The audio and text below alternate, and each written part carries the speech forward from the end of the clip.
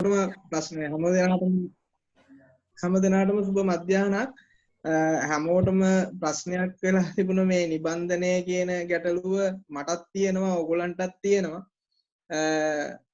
එතකොට මේ නිබන්ධනය හා සම්බන්ධයෙන් දැන් මම චින්තකසගේ ගෲප් එකේ T11 ගෲප් එකේ මේ ගෲප් ලීඩර් චින්තකස මොකද මම අනිත් අපේ අතිකාචාර්යවරු ඒ මහත්ම මහත්මීන් කියපු දේවල් මම දන්නේ නැහැ දැනුවත් නැහැ නමුත් චින්තකස අපිට සෙෂන් දෙකක් විතර කරා ඒ කරේ ඊට පස්සේ අපිට දැනුවත් කරා අපි අපිම නිබන්ධනය හා සම්බන්ධව තොරතුරු එක්රැස් කරගෙන සාකච්ඡා කරලා නිබන්ධනයට අවශ්‍ය තොරතුරු ටික ගොනු කරගන්න කියන එක. එතකොට මෙතනදී දැන් අද මේ අවුරුද්දේ අන්තිම දවස දැන් ගොඩක් අය මේ කියන්නේ මටත් කෝල් කරා අපේ ගෲප් එකේ අයත් ගොඩක් අය කතා කරා මොනවා හරි දෙයක් අපි කරමු නැත්නම් අපි සම්බන්ධ කරගමු සම්බන්ධ වෙලා මේ තියෙන ගැටලු ටික විසඳගමු කියන කතාව හැමෝම කතා කරා. ඉතින් මේ අපේ ගෲප් එකේ දැන් T11 ගෲප් එකේ ඉන්නවා 25 දෙනෙක්.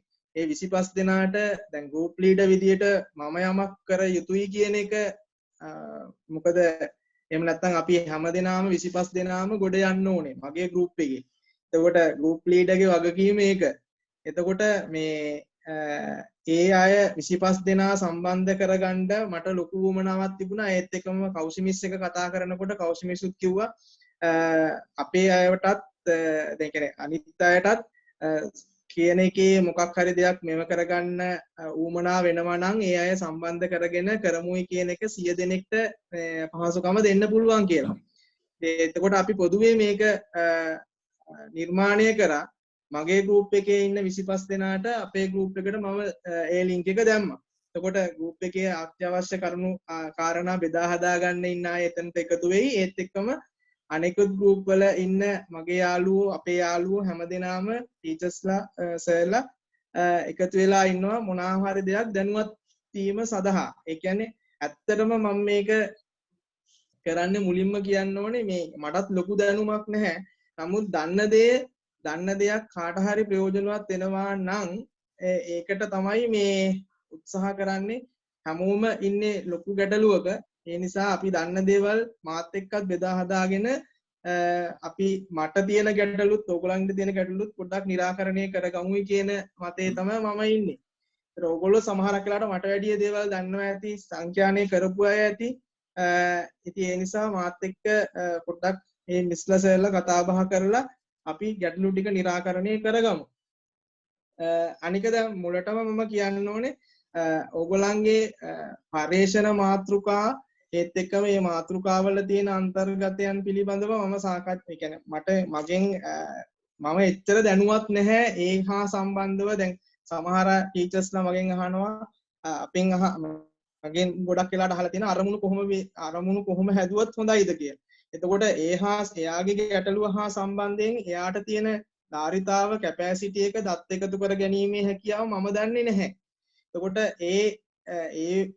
ඒකට මෙයා බලාපොරොත්තු වෙන්නේ මොන වගේ අංශයකින්ද කරන්න කියන එකත් ලොකුවට මට දැනුවත්කමක් නැහැ. එතකොට ඒක තීරණය කරගන්න ඕනේ ඔබ සහ ඒ තියෙන කතිකාචාර්යතුමිය හෝ තුමා හරහා ඒකේ තියෙන ධාරිතාව ගැන සැලකිලිමත් වෙන්න. ඒ කියන්නේ මට එතනදී කියන්න බෑ මමත් ලොකු දැනුවත්කමක් නැහැ ඒ සම්බන්ධයෙන්. ඉතින් ඒ නිසා මම නමුත් ඒ කියන්නේ ඔයාගොල්ලන්ට මට දැනෙන විදියට මට මේක ඔළුවට ගිය විදියට සර්ත් එක්ක චින්තක සර්ත් එක්ක කතා කරලා සමහරක් ඒවා ඔළුවට ගිය විදියට මට පුළුවන් දායකත්වයක් මම උපරිමයටම දෙන්නම් මේ සමස්තය පිළිබඳවම කොහොමද මේක මට තේරෙන විදියට හැදෙන්න ඕනේ කියලා. සමහර අයට පරිබාහිරව හිතන්න පුළුවන් පරිබාහිරව කියන්නේ සමහරට මම වැරදි වෙන්නත් පුළුවන්. ඉතින් ඒවත් ඒ දැන්වලදී මාවත් නිවැරදි කරන්න ඒත් එක්කම මේ ගුරුවරයාත් එක්ක අපිට අදාළ ලෙක්චරර්ත් එක්කත් සම්බන්ධතාවය තියාගෙන ඒ ගැටලු निराකරණය කරගෙන හොඳ නිබන්ධනයක් හදාගන්න අපි හැමෝම උත්සාහ ගමු. මුලටම මම මේ කතා කරන්න කැමතියි හැමෝටම අර අපේ කොළඹ විශ්වවිද්‍යාලයෙන් දීපු පර්යේෂණ ක්‍රම දෙක කියන ඒ අර අපිට ටියුට් එකක් ලැබුණා. ඒක හැම ගෲප් එකකම ප්‍රදර්ශනය කරා. මම TX group එකේ. එතකොට ඒකේ අන්තර්ගතය පිළිබඳව තියෙනවා අධ්‍යාපනවේදී උපාධි පශ්චාත් උපාධි අධ්‍යාපන ඩිප්ලෝමා අවශ්‍යතා සඳහා සම්පූර්ණ කළ යුතු නිබන්ධන ආකෘතිය කියන එන්නේ අපි මේ කතා කරපු ලීෆ්ලට් එක.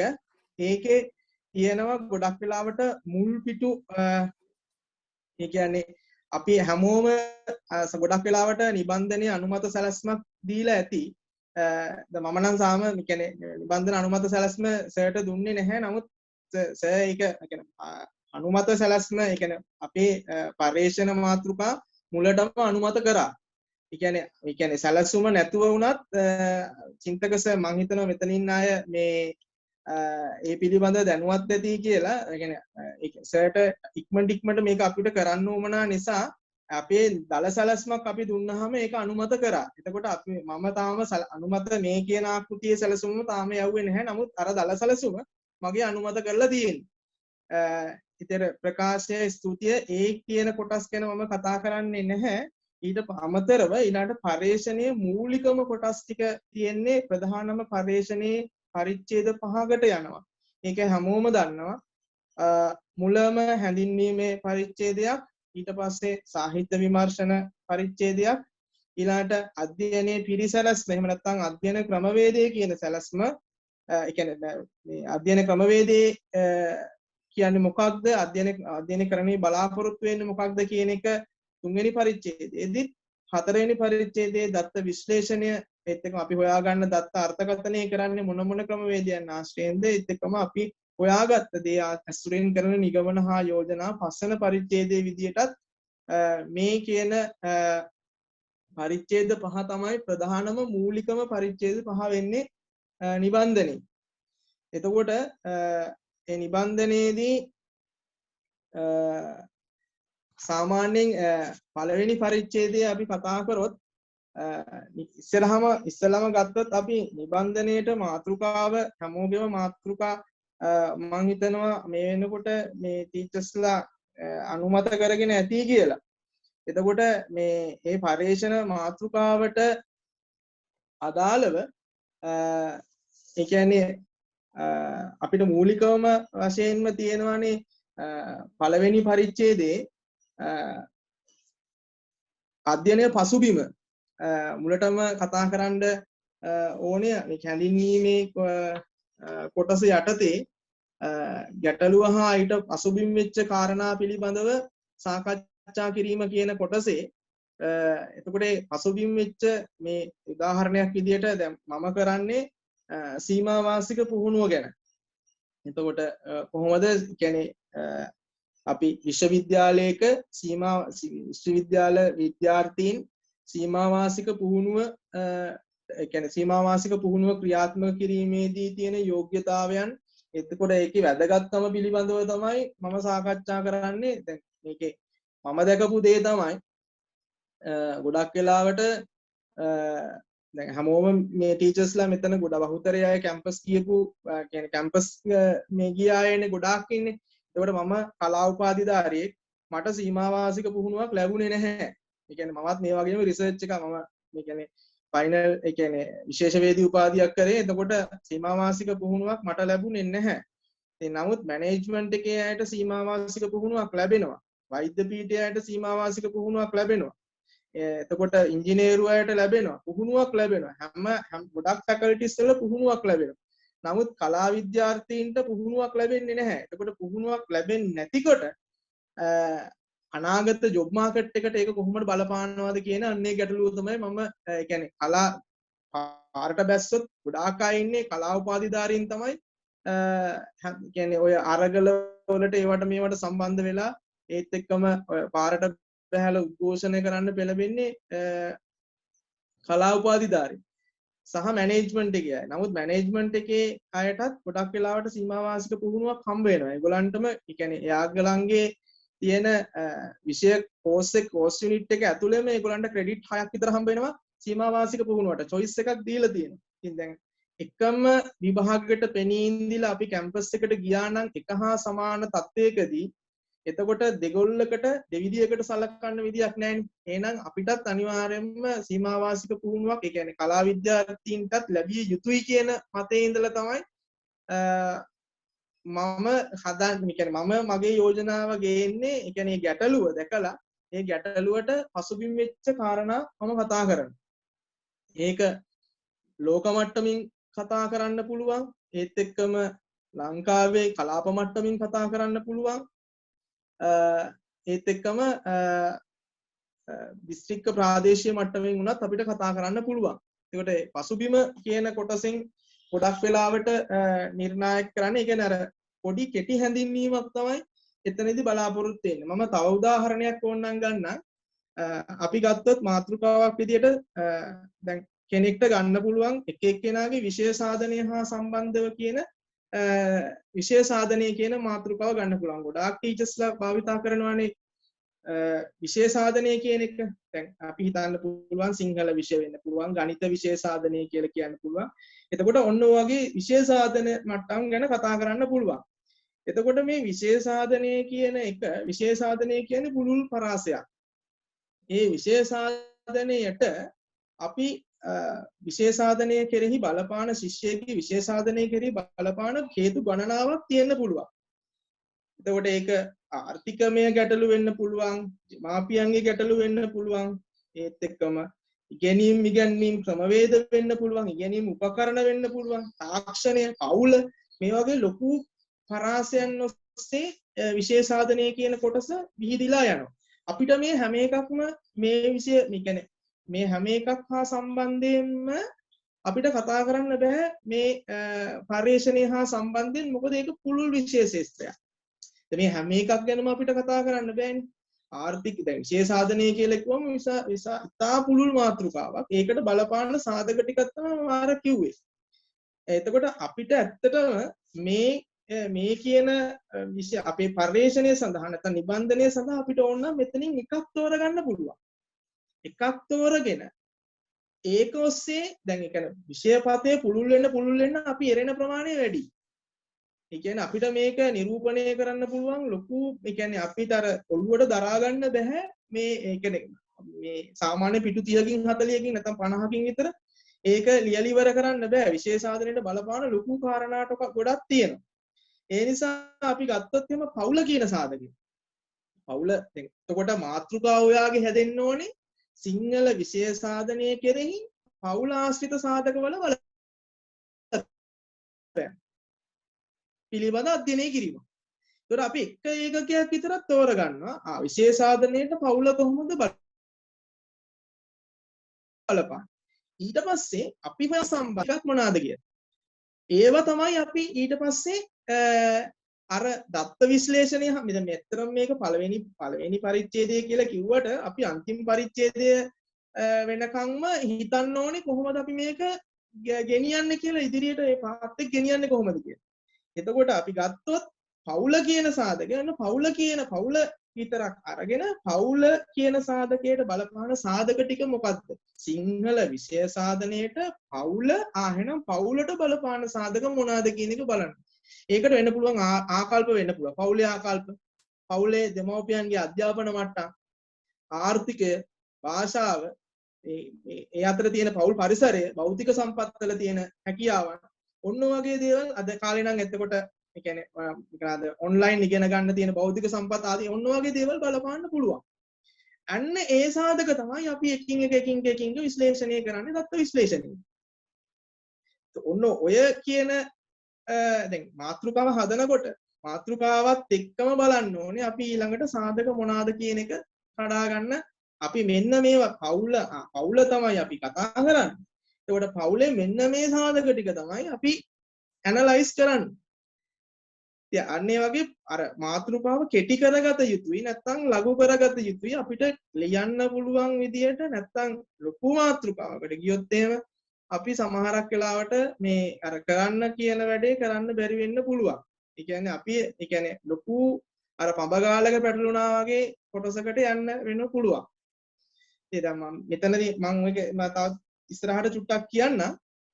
එතකොට ගැටලුව දැන් අපි වතන ගත්තොත් සිංහල විෂය සාධනය කෙරෙහි පෞල ආශ්‍රිත සාධකවල බලපෑම පිළිබඳ අධ්‍යයනය කියනවා නම් එතකොට ඒ ගැටලුව හා සම්බන්ධ පසුබිම අපි සාකච්ඡා කරන්න ඕනේ. ඒක පසුබිම කියනකොට සාමාන්‍ය පිටුවකින් දෙකකින් වගේ ලියුවනම් පිටු දෙකක් පිටු තුනක් වගේ ප්‍රමාණයකට ලියුවනම් මම හිතනවා ඇති කියන එක. ඊළඟට ගැටලුව අධ්‍යයනය කිරීමේ වැදගත්කම. මොකක්ද මේකේ අධ්‍යයනය කිරීමේ අධ්‍යයනයේ වැදගත්කම කියන්නේ ඒකට. අධ්‍යයනය කිරීමේ ඇයි මේකට අපි ගැටලුව අධ්‍යයනය කරන්නේ? මේක ඇත්තටම ගැටලුවේ ගත යුත්තක් තියනවාද? ඒ නිසා මේකට අපිට මේක මේ සිංහල විෂය සාධනයේට මේ පෞලාශ්‍රිතව මොනවා හරි බලපෑම් තියෙනවද? ඒක ඍජුවම බලපාලා තියෙනවද? ඔන්න වගේ දේවල් පිළිබඳ ඒක හදාගත්තොත් මේකේ වැදගත්කම තවදුරටත් වැඩි කරගන්න පුළුවන්ද? ඔන්න වගේ දේවල් පිළිබඳව ලියන්න ඕනේ. දැන් අතන පසුබිම සාකච්ඡා කරනකොට නිර්වචන වාට සම්බන්ධ නිර්වචන මොනවා හරි ඉදිරිපත් කරන්න පුළුවන් නම් එකක් දෙකක් නිර්වචන ඉදිරිපත් කරාට කමක් නැහැ. දැන් උදාහරණයක් විදිහට දැන් මම සීමාවාසික පුහුණුව ගැන කතා කරනවා නම් සීමාවාසික පුහුණුව කියන්නේ මොකක්ද කියන එක මම නිර්වචනයකින් කියන්න එපේ. නැත්තම් දන්නේ නැහනේ. ගොඩක් අය මේ වචනේ දන්නේ නැහැ. ඊළඟට මේකේ තියෙන අන්තර්ගතයන් මොනවාද කියන එක පිළිබඳව අවබෝධයක් නැති වෙන්න පුළුවන්. ඒ නිසා මේ කියන්නේ මේ හැඳින්වීමේ කොටසට එහෙම එකක් නිර්වචනයක් දෙකක් දාලා එහෙමත් හඳුන්වන්න පුළුවන් නම් වඩා හොඳයි.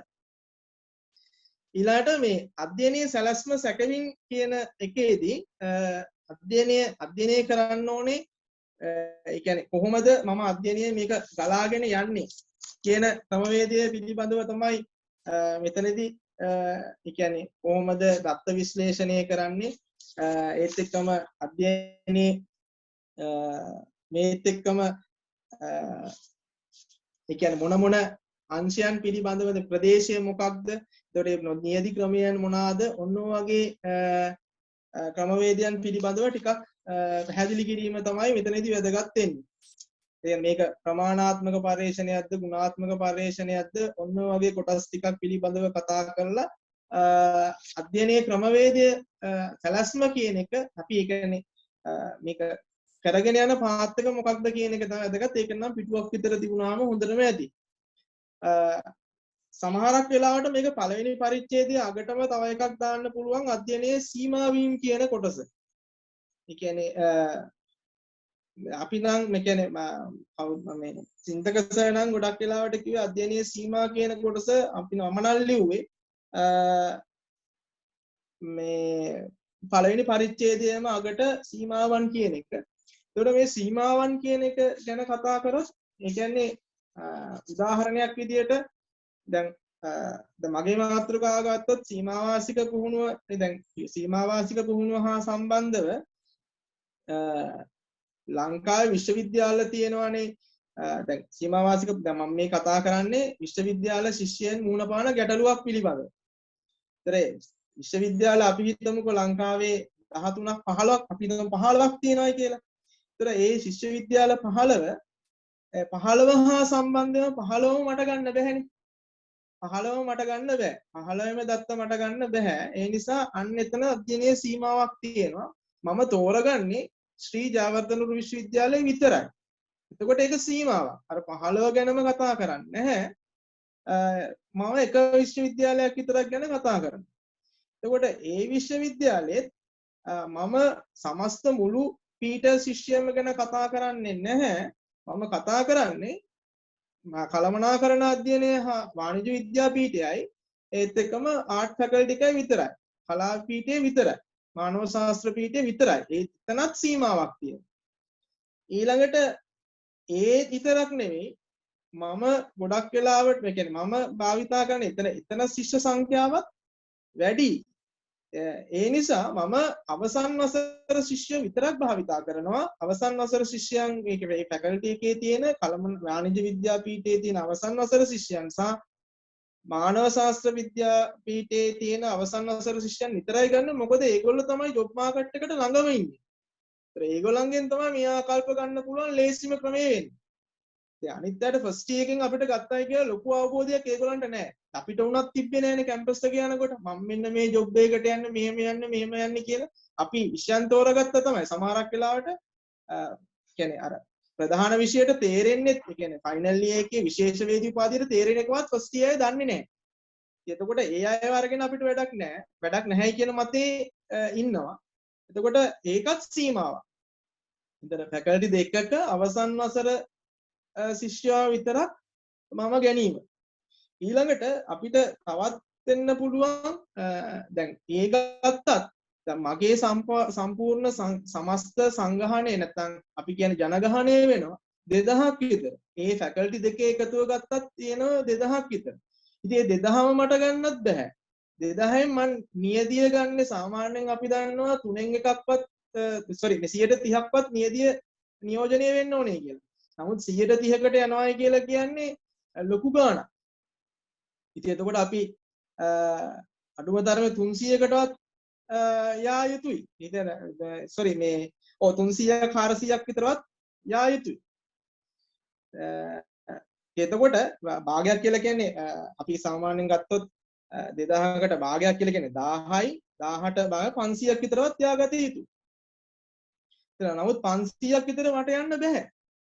500කට කියන්නේ මේ අධ්‍යයනය ක්‍රමවේදයත් එක්ක 500කට යන්න බෑ. මම ඒක නිසා 150ක් විතර තෝරගන්න. 150ක් 200ක් අපි හිතමු 200ක් තෝරගත්තා කියලා. මම 200ක් තෝරගත්තා කියලා. 200ත් අපහසුයි. කියන්නේ මේ පොඩි කෙටි කාලයකදී අපිට දත්ත විශ්ලේෂණය කරලා දත්ත ඇනලයිස් කරලා ගන්න අපි හිතමු 200ක් ගත්තයි කියලා. එතකොට ඒ 200 ඒක එතනත් සීමා වීමක් වෙනවා. නියදියක් ගන්නවායි කියන්නේ එතනත් සීමා වීමක් වෙනවා. ඔන්න ඔයගේ ඒවා තමයි අපි ගන්නෙ සීමා වීම විදියට. අධ්‍යයනය කිරීමේ තියෙන ගැටලුත් එක්ක ඒ ගැටලු විදියට අපි සීමාවන් වලට යෙදිලා තියෙනවා. ඔන්න ඔයගේ සීමා ඒ කියන්නේ අධ්‍යයනය පදනම් කරගෙන අපි අධ්‍යයනයේ සීමා වීම විදියට මේවා ගැන කතා කරනවා. මෙන්න මේ සීමා වීම යටතේ තමයි අපි මේක කරන්න කියන්නේ. ඔන්න ඔයගේ කරුණු කාරණා ටිකක් තමයි පළවෙනි පරිච්ඡේදයේදී ගණන් ගන්නේ සහ අපි ලියන්න ඕනේ. ඒ කියන්නේ අපි අපි සාමාන්‍යයෙන් කියවල අපේ මාතෘකාවට අදාළව පොඩි පසුබිමක් ගැන කතා කරනවා. මෙන්න ගැටලු ඊළඟට ගැටලුවක් මෙන්න මෙහෙම නිර්මාණය වෙලා තියෙනවා. ඒ ගැටලුව අධ්‍යයනය කිරීමේ අපි වැදගත්කම කියනවා. නැත්නම් වැදගත්කමක් නැති එකක් ගැන අපි කතා කරන්නේ නැහැනේ. එතකොට ඒක ගැටලුවේ තියෙන වැදගත්කම කියනවා. එතකොට අපි අධ්‍යයනය කරන එකේ අපි කොහොමද කරන්නේ කියන එක පෙර සැලැස්මක් අපි පොඩ්ඩක් කියනවා. ඒත් එක්ක මේ අධ්‍යයනය කිරීමේදී අපිට වෙච්ච ගැටලු සහ සීමාවන් පිළිබඳව අපි කතා කරලා එන්නේ සීමාවන් යටතේ තමයි අපි මෙන්න මේක ඉදිරිපත් කරන්නේ කියන එක අපි පළවෙනි පරිච්ඡේදයෙන් කියන්න උත්සාහයක් ගන්නවා. එතකොට මෙතනදී ගොඩක් වෙලාවට අපි ගැටලුව අධ්‍යයනය කිරීමේ වැදගත් ගැටලුව කියන්නේ ගැටලුවත් එක්ක කතා කරනවා අධ්‍යයනයේ පසුබිම යටතේම අපි අපේ අරමුණු ටික කියනවා නම් ඒක අරමුණු ටිකත් කිව යුතුයි කියන එක අධ්‍යයනයේ අරමුණු ලියන්න ඕනේ. වැදගත්කමට කලින් නම් මම ගොඩක් වෙලාවට පසුබිමට පස්සේ ගත්තේ ප්‍රධාන අරමුණ සහ සුවිශේෂී අරමුණ නැත්නම් සෙසු අරමුණු කියන කොටස් ටික තමයි ගත්තේ. ඒ කියන්නේ මම පළවෙනි පරිච්ඡේදයේ ලිව්වා. ලියලා ඒ කියන්නේ අධ්‍යයනයේ පසුබිම මම ලිව්වා. අධ්‍යයනයේ පසුබිමට පස්සේ අපි මම දැන් මේ අරමුණ ප්‍රධාන අරමුණ ඊට පස්සේ අරමුණ වෙන්නේ ඇත්තටම ගැටලුවනේ. එතකොට ඒකට අදාළ කරන සෙසු අරමුණ නැත්නම් අරමුණු හතරක් ගොඩ නැගුවා. ඒ අරමුණු හතර ඊට පස්සේ අධ්‍යයනයේ වැදගත්කමට පස්සේ අධ්‍යයනයේ සැලැස්ම කියන එක මම ගොඩක් ලිව්වේ නැහැ. නමුත් ඊට පස්සේ ලිව්වේ අධ්‍යයනයේ සැලැස්ම කියන එක මම ලියන්න ඕනේ. ඊළඟට මම ලිව්වේ මේ අධ්‍යයනයේ සීමාවන් කියන කොටස් ටික.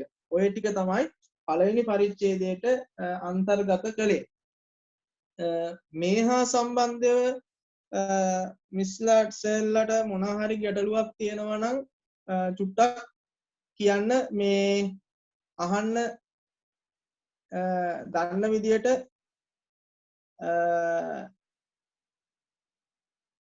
මොන හරි තියෙනවා නම් අහන්න මේ කියන්නේ පළවෙනි පරිච්ඡේදය හා සම්බන්ධ. හිරන්ස මට ආයෙ චුට්ටක් කියන්න පුළුවන්ද පළවෙනි පරිච්ඡේදයේ අධ්‍යයනයේ පසුබිමට පස්සේ අධ්‍යයනයේ පසුබිමට ඉස්සෙල්ලා අධ්‍යයනයේ අරමුණු ලියනවා කියලා සර් කිව්වද? මට ඒක චුට්ටක් කැඩිලා ඇහුණේ. පසුබිම සාකච්ඡා කරලා පසුබිම සාකච්ඡා කරනවත් එක්කම අරමුණු ටික නම් මම ලිව්වා. අරමුණු සහ ප්‍රධාන අරමුණු ඒ කියන්නේ අපිට ඊළඟට තියෙනවානේ අරමුණු ප්‍රධාන අරමුණට ළඟා වෙන්න සෙසු අරමුණු 3-4ක් විතර. ඒ කියන්නේ ගොඩක් වෙලාවට ප්‍රධාන අරමුණ කියන්නේ අපේ ගැටලුව. ඒකට ගැටලුව ආවරණය කරන ශේස්ත්‍රයන් 4-5ක් තමයි අර කියන්නේ මේ අපි කතා කරන සෙසු අරමුණු. ඉස්තෝන්නම් මම උදාහරණයක් කියන්නම්. අපි ගමු මෙහෙම පස්වන ශ්‍රේණියේ ඉගෙනුම ලබන සිසුන්ගේ සිංහල භාෂා කුසලතා තීරණය වීමට බලපාන හේතු පිළිබඳ අධ්‍යයනයක් කියලා හිතමුකෝ අපි. එතන මාතෘකාව හිතමුකෝ. මේක තමයි අපේ මාතෘකාව වෙන්නේ. එතකොට ගැටලුව හැඳින්වීම කියන කොටසට අපි ගොඩක් වෙලාවට භාවිතා කරන්නේ පස්වන ශ්‍රේණියේ සිංහල විෂය මාලාව ක්‍රියාත්මක කිරීමේදී පූර්ව භාෂාමය කුසලතා දුර්වලව පැවතීම සඳහා අදාළ පාඩම් කරගෙන යාම සඳහා ප්‍රබල බාධාවක් විය. ඒ කියන්නේ භාෂාමය කුසලතා දුර්වලව පැවතීම. ඒ කියන්නේ පෙර භාෂා කුසලතා දුර්වලව පැවතිලා තියෙනවා. සිසුන් හා සාකච්ඡා කිරීමේදී මේ සඳහා විවිධ සාධක බලපෑ ඇති බව හැඟිනි. මේ සාධක හඳුනා ගැනීම තුළින් ප්‍රතිකාර වැඩසටහන් හඳුනා ගැනීම පහසු කිරීම මෙමගින් අපේක්ෂා කරයි. ඒ කියන්නේ ගැටලුව අර පොඩියට හඳුන්වලා තමයි ඔය තියෙන්නේ. එතකොට මේ අරමුණු දැන් අපිට දැන් මාතෘකාව කියලා කියන්නේ මේ ගැටලුවනේ. එතකොට ගැටලුවට දැන් ආවරණය කරගන්න අපි දැන් මාතෘකාව තියෙන පස්වන ශ්‍රේණියේ ඉගෙනීම ලබන සිසුන්ගේ සිංහල භාෂා කුසලතා තීරණය වීමට බලපාන හේතු පිළිබඳ අධ්‍යයනයක්. එතකොට ඒකට ගලපන්න පුළුවන් අරමුණු මෙන්න මේවා. පස්වන ශ්‍රේණියේ භාෂා කුසලතා මට්ටම් අපි ඉස්සෙල්ලා හඳුනගන්න. ඒ කාරණය. ඊළඟ භාෂා කුසලතා පහළ මට්ටමක ඇති සිසුන් භාෂා කුසලතාව තීරණය වීමට බලපාන ලද හේතු අපි විමර්ශනය කරන්න. භාෂා කුසලතා පහළ මට්ටම ඇති සිසුන්ගේ ඒ සඳහා බලපාන හේතු. ඊළඟට බලන්න ඕනේ භාෂා කුසලතා ඉහළ මට්ටමක ඇති සිසුන්ගේ භාෂා කුසලතා ඒවට තීරණය වීමට හේතු. ඊළඟට බලන්න ඕනේ අපි මේ භාෂා කුසලතා තීරණය වීමට බලපාන ඉහළ පහළ ආය බලපාන හේතු සංසන්දනය කරන්න. ඕක තමයි කරන්නේ. හරි සර්. ඒක ඕනේ ඔන්න ඔය විදියට. ඒ කියන්නේ අර ගැටලුව ආවරණය කරගන්න පුළුවන් විදියට අරමුණු 4ක් විතර හදාගත්තා නම් හරි. ඉරන්ස මම දැන් excuse me හදපු එකේ එක අරමුණක් සර් මම පොඩ්ඩක් සර්ට මාතෘකාව කියනවාද මට ඒ පොඩ්ඩක් ඒ උදව්ව කරන්න පුළුවන්ද? ඒ කියන්නේ මම මාතෘකාව හදලා ඔක්කොම දැන් අරමුණු ටිකත් එක්ක සර්ත් එක්ක සාකච්ඡා කර කර අන්තිම එකට ආවා. සර් මගේ එක අරමුණක් පොඩ්ඩක් වෙනස් කරගන්න කියලා කිව්වා. මම දැන් සර්ට පොඩ්ඩක් ඒක කිව්වොත් ඒකේ දැන් මම ඒකත් ආයි හැදුවා. ඒක ගැළපෙයිද කියලා නිකම් පොඩ්ඩක් රෆ්ලි කිව්වොත් පුළුවන් වේද සර්ගෙන්? අමාරුද මේ වෙලාවේ? හද්ද මිස් ඒ කියන්නේ කමන්න කියන්න බලන්න. මාතෘකාව ද්විතීකාංශයේ සිංහල විෂය නිර්දේශය තුළ ඇති පුනරුක්ති අවම කිරීමට ගත හැකි ක්‍රියාමාර්ග. සිංහල ද්විතීකාංශයේ සිංහල විෂය නිර්දේශය තුළ ඇති පුනරුක්ති අවම කිරීමට ගත හැකි ක්‍රියාමාර්ග තමයි මාතෘකාව උනේ. ගැටලුව උනේ අර අධ්‍යයනය කරනකොට තේරුණා එකම නිපුණතාව හැම ශ්‍රේණියකටම තියෙනවා. ඒක ටිකක් සරල කරන්න පුළුවන් කියලා. මොකද එකම පාඩම හැම 6 ඉඳන් 11ටම තියෙනවා. ඒක පොඩ්ඩක් සරල කරන්න පුළුවන් ද කියන එක තමයි ගැටලුව. ඒක සරල කරන්න පුළුවන් කියලා ඒක ගැන විමසන්න. සර් තේරුණාද ඒක? හරි හරි. ඒ කියන්නේ සිංහල විෂය නිර්දේශය වැඩි ඒක සරල කරන්න කියන එක කෙටියෙන්ම කිව්වොත්. හරි හරි මිස්. ඔව්. 11. එතකොට අරමුණු විදිහට ලිව්වේ පළවෙනි එක අරමුණු 3ක් හරි කිව්වා සර්. ඒක ගොඩාක් අරමුණු ලියවියේ යවලා තමයි ඒක හරි ගස්සගත්තේ. හරි කියපු ටික ද්විතීකාංශයේ පෙළ පොත්වල තියෙන පාඩම් වල පුනරුක්ති සහිත පාඩම් හඳුනා ගැනීම එක. ඒක සර් හරි කිව්වා. ඊළඟට දෙවෙනි එකට ලියපු එක තමයි සර්ගේ ඒ කියන්නේ මම කිව්වේ සිරස් සමෝදානයක් සහිත පාඩම් තෝරා ගැනීම. ඒක සිරස් සමෝදානයක් සහිත පාඩම් තෝරා ගැනීම කියන එක. ඒ කියන්නේ අර එකම වගේ එකට එකතු කර සිරස් සමෝදානය කියලා අදහස් කරන්නේ සර් අර එක සිංහල විෂය මේ අච්චු පොත්වලම එකම දේ දෙන්න පාඩම් 2 3ක් තියෙනවානේ. ඒ ටික එකතු කරන්න පුළුවන් කියන එක තමයි මගේ අදහස උනේ.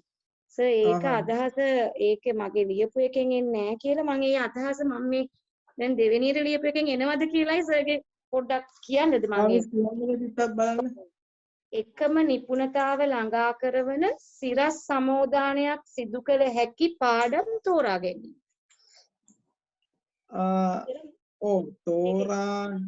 තෝරා ගැනීම කියන එක එතන තෝරා ගන්න තෝරා ගත්තාට මොකක්ද එතනින් කරන්න කියන එක විමර්ශනය කරනවද? අන්න එහෙම මොකක් හරි එහෙම වචනයක් එන්නේ. වචනික අඩුපාඩුවක් තමයි මම දැන් මෞලික ලිවි සිරස් සමෝදානයක් සහිත පාඩම් තෝරා ගැනීම. සර් ඒක වෙනස් කරන්න කිව්වා. ඊළඟට දෙවෙනි එක අත්‍යවශ්‍ය 2 3යි 4යි හරි කිව්වා. එකත් හරි 3යි 4යි හරි. මේක තමයි මේ මට ඕනකම තියෙන්නේ අර එකම පාඩම ඔය 11 පොතේ තියෙනවා. එකම පාඩම ඒවා එකතු කරන්න පුළුවන් කියන එක. එකතු කරලා උගන්වන්න පුළුවන්. උගන්වන්න පුළුවන්.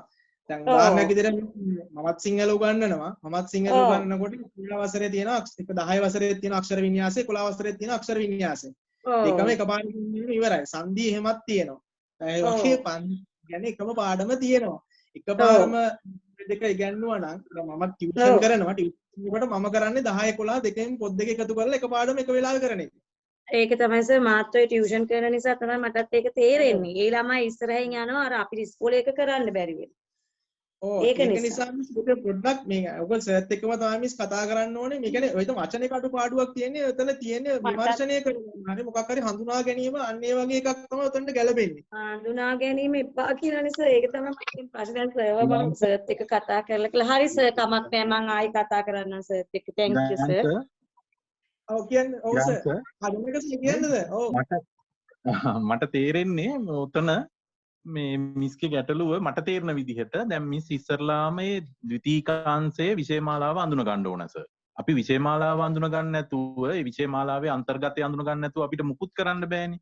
මට තේරෙන විදිහට පළවෙනි ඔබ්ජෙක්ටිව් එක වෙන්න ඕන සිංහල විෂයමාලාවේ ඒ ද්විතීකාංශයේ එක හඳුනා ගැනීම. දෙක තමයි ඔය පුනර්ව ඒ කියන්නේ නැවත යෙදෙනවා එයා ඒ විෂයමාලාවෙන් වෙන් කර ගන්න ඕන ඊට පස්සේ ඒවා සාමෝදානිත කරන්න පුළුවන් ඒවා මොනවාද කියලා හඳුනගෙන හතරවෙනි එකේ ඒ සඳහා උපක්‍රම යොදන්න ඕනේ. ඕක නේද රිසර්ච් එකට වෙන්න ඕනේ යාගේ. ඔව් සර්. ඒකට එයා මොකද්ද යෝජනා කරන්නේ? උපක්‍රම. ඒකනේ වෙන්න ඕන. ඉස්සරලාම විෂයමාලාව හඳුන ගන්න නැතුව බෑනේ. දෙවනුවට ඒ මොනවද දෙසරේ යෙදිලා තියෙන්නේ 10 තියෙනවා 11 තියෙන්නේ මොනවද කියලා මිස් අඳුන ගන්න ඕන. තුන්වෙනියට ඒක එකතු කරන්න පුළුවන් ඒවා මොනවද කියලා ඔයාගේ දැනුමේ හැටියට ඔයා ඒ ටික හඳුන ගන්න ඕන. හතරවෙනි එක ඒ සඳහා ඔයා යෝජනා කරන උපක්‍රම.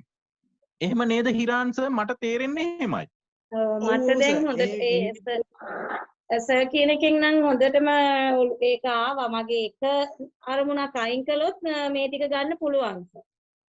අර මගේ එක අයින් කළොත් ද්විතීකාංශයේ පෙරපොත්වල තියෙන පුනරුක්ති පාඩම් කියන එකනේ මම එකට ගත්තේ.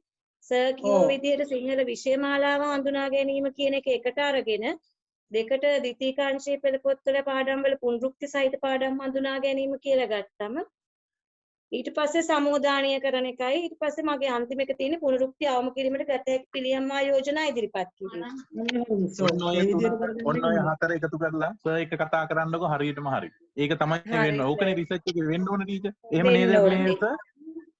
ඔව් සර් thank you සර්. හරි සර් ඉරන් සර් thank you.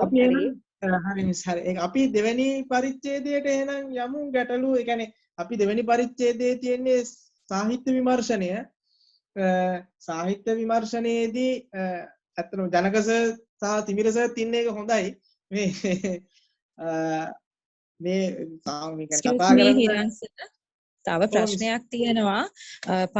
අර පරීක්ෂණ සැලැස්මටමද එන්නේ පරීක්ෂණ නිල්පතත් ඇතුළත් වෙන්නේ එතනටද කියලා හරියට මට දැනගන්න ඕනේ. ඒකට එන්නේ පරීක්ෂණයට අපි නියම කරගත්ත අරමුණු ටිකමද මේ පරීක්ෂණ නිල්පත කියන්නේ අර අපි කොහොමද ඒක කරන්නේ කියලානේ. කොයි ආකාරයෙන්ද කරන්නේ මොනවද කරන්නේ කියලා ඒක එතනටද එන්නේ කියලා දැනගන්න ඕනේ සර්. ඒක නම් මිස් ඒ කියන්නේ නිල්පත කියන එක නම් මේ මම නම් ගොඩක් වෙලාවට ඒ කියන්නේ පරීක්ෂණය කරන ආකාරය තමයි මෙතන සැලැස්ම විදිහට නිල්පත නම් ගොඩක් වෙලාවට මම නම් දාන්න බලාපොරොත්තු වෙන්නේ මම තාම ලිව්වේ නැහැ මේ කියන්නේ අදහස නම් තියෙන්නේ ක්‍රමවේදය කියන තැනට එතනට නිල්පත යොදා ගන්න. අධ්‍යයන ක්‍රමවේදය කියන තැනට.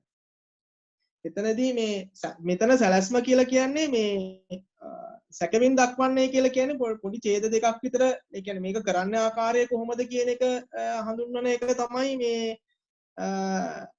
සැලැස්ම කියන එකෙන් මම නම් හිතන්නේ අවබෝධ කරන්නේ. අනිත් සර්ලා නම් කොහොමද දන්නේ මමත් මේක සැලැස්ම කියන එක නම් ලිව්වේ නැහැ. ඒ නිසා මට ටිකක් ලොකු අවබෝධයක් නැහැ ඒක ගැන. නැබැයි නිල්පත නම් මිස් ගොඩක් වෙලාවට අතන්ට යොදා ගන්න එක තමයි මෙතනට මේ කියන්නේ විශේෂයෙන්ම හැඳින්වීම පරිච්ඡේදයේ නිල්පත කියන එක දාන්න එපා. මගේ නම් මේ අදහස වෙන්නේ ක්‍රමවේදය කියන තැනට නිල්පත යොදා ගන්න කියන එක. විශේෂයෙන්ම පොඩක් කතා කරලා බලන්න මේ ටියුට් සර්ත් එක්ක කතා කරලා බලන්න මේ ලෙක්චරර්ත් එක්ක. හරි සර් thank you sir. එතකොට අපි කතා කරේ සාහිත්‍ය විමර්ශනය කියලා ගොඩක් excuse me හිරාන් සර් අනිත් චූට්ටක් සර් මේ මෙතන දැන් අර අපිට ලියන්න කියලා තියෙනවනේ පළවෙනි පරිච්ඡේදයේ 1-4 පද නිර්වචනය කියන්නේ ඒකට මොකක්ද ලියන්නේ? ඒ කියන්නේ මිස් පද නිර්වචනය කරන්නේ ගතනම් කරගත් අර්ථකථන පමණක් කියලා කියන්නේ මෙතනදී දාලා තියෙන්නේ අපි වෙනමම මොනවා හරි පාරිභාෂික වචන භාවිතා කරලා තියෙනවා නම් දැන් අපි ගත්තොත් සීමාවාසික පුහුණුව කියලා කෙනෙක්ට දන්නේ නැත්නම් අන්න ඒ සීමාවාසික පුහුණුව කියන්නේ මොකක්ද කියන එක තමයි මේ පද නිර්වචනය කියන එක දාන්න. අපි අර ලියන්නේ ග්ලොසරි එකක් භාවිතා කරන්නේ සමහරක් අපි පාරිභාෂික වචන අන්න ඒ පාරිභාෂික වචන මේ ටික තමයි එතනට එන්නේ. දැන් ගොඩක් වෙලාවට අපි අර භූගෝල විද්‍යාව වගේ අධ්‍යයනයක් කරනකොට ඔය ගුරුත්වාකර්ෂණය එතකොට කක්ෂය එතකොට පරිභ්‍රමණය භ්‍රමණය අන්න ඒ වගේ වචන භාවිතා කරනකොට ඒකේ පද නිර්වචනයක් අපිට අවශ්‍යයි. ඒක මේ අන්තිමට එතනින් දැම්මනම් හරි නේද සර්? ඔව් අන්තිමට දැම්මනම් ඒක අත්‍යවශ්‍යමත් නැහැ. ඒත් අර සර් ඉතින් දාලා තියෙන නිසා ඒ කියන්නේ නැත්තම් අවුලක් නැහැ. ඒ කියන්නේ පද නිර්වචනයක් මිස්තේ තියෙනවා නම් එහෙම මොකක්ම හරි දෙයක් මේ පද නිර්වචනයේ එතනට දාන්න පුළුවන්. හරි සර්. හරි thank you sir. හරි මිස්. එතකොට සාහිත්‍ය විමර්ශනයේදී අපි කතා කරගෙන ගියේ සාහිත්‍ය විමර්ශනය එදා ජූඩ් සර්ගේ වැඩසටහනේදීත් අපි අර එදා Zoom meeting එකේදී කතා කරේ වැදගත් කාරණා ගොඩාක් කිව්වා.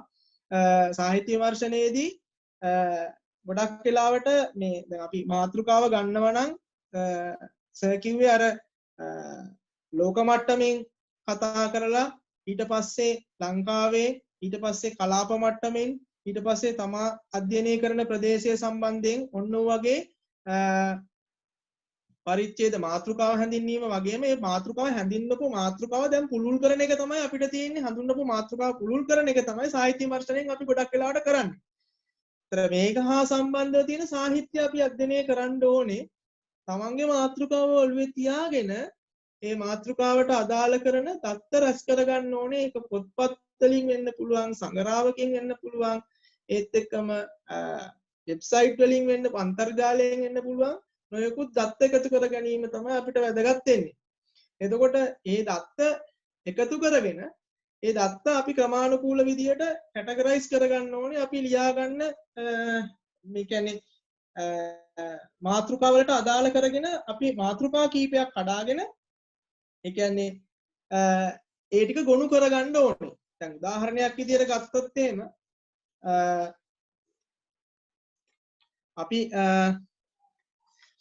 කතා කරොත් දැන් මම ගන්නේ සීමාවාසික පුහුණුව ගැන කතා කරොත් ඒ සීමාවාසික පුහුණුව හා සම්බන්ධයෙන් මට කියන්නේ වැදගත් සාහිත්‍ය විමර්ශනයේදී සීමාවාසික පුහුණුව කියලා කියන්නේ මොකක්ද කියන ඒකේ ලක්ෂණ පිළිබඳව ඒත් එක්කම මේකට අදාළ කරන කරුණු පිළිබඳව කියන්නේ මේක රටවල් ක්‍රියාත්මක වෙන්නේ මොන ආකාරයෙන්ද එතකොට මේකට ඇත්තට මේකෙන් ශිෂ්‍යයන්ට යම්කිසි ප්‍රතිලාභයන් හම්බ වෙනවද මොන ප්‍රතිලාභද හම්බ වෙන්නේ වාසි ගත්තාම දැන් මට හම්බුන ඒවායි තියෙන වාසි කීප ආකාරයකට ඒ ආයතනයේට වාසි හම්බ වෙනවා ශිෂ්‍යයාට වාසියක් හම්බ වෙනවා. ඒත් එක්කම උගන්වන ආයතනයටත් අපි ඉගෙන ගන්න කැම්පස් එකටත් අපිට වාසියක් හම්බ වෙනවා. අනාගතයේදී හොඳ ආයෝජනයක් මේ පුහුණුවක් තුලින් එන විද්‍යාර්ථියා. එතකොට ඒ වගේ වාසි තියෙනවා. දැන් අපි කියවල බලනකොට මේ කියන්නේ ආටිකල්ස් ඒවා මේවා කියලා බලනකොට එක අය එක විදිහට මේ අර්ථකථන ඉදිරිපත් කරලා තියෙනවා. මේක මිස්ලාගේ සර්ලාගේ තියෙන මේ මාතෘකාවලදීත් ඒ වගේ දේවල් ලැබෙයි. ඒකට ඒව ගොනු කරගන්න ඕනේ. කීප දෙනෙක් කරපුවාගෙන ප්‍රායෝගිකව මේකේ තියෙන වැදගත්කම මොකක්ද? ඔන්න වගේ තියෙන ඒවා හා සම්බන්ධයෙන් ලෝකය ගැන ලංකාව ගැන තොරතුරු එක්රස් කරලා අදාළ මාතෘකාගත කරලා ඉදිරිපත් කිරීම තමයි වැදගත් වෙන්නේ සාහිත්‍ය විමර්ශනයේදී. එතකොට කවුරු හරි ඒ වගේ පරිශ්‍රණ කරලා තියෙනවා නම් ඒ කරපු තැනකේ දැන් සමහරක් වෙලාවට එක තැනකදී යා නවත්තලා තියෙනවා. ඒක ඔයාලට ඉස්සරහට ගෙනියන්නත් පුළුවන්. ඒ කියන්නේ පරිශ්‍රණය කියන්නේ මතුවෙ තව ගැටලු මතුවලා තියෙනවා නම් අපේ කරන පරිශ්‍රණයෙන් අපි හැම කිසි තැනකින් නවත්තනවානේ. තව කෙනෙක්ට අපි ඒකට යෝජනාවක් කරන්න පුළුවන් ඉදිරියට උනත් මේක කරන්න පුළුවන් කියන එක.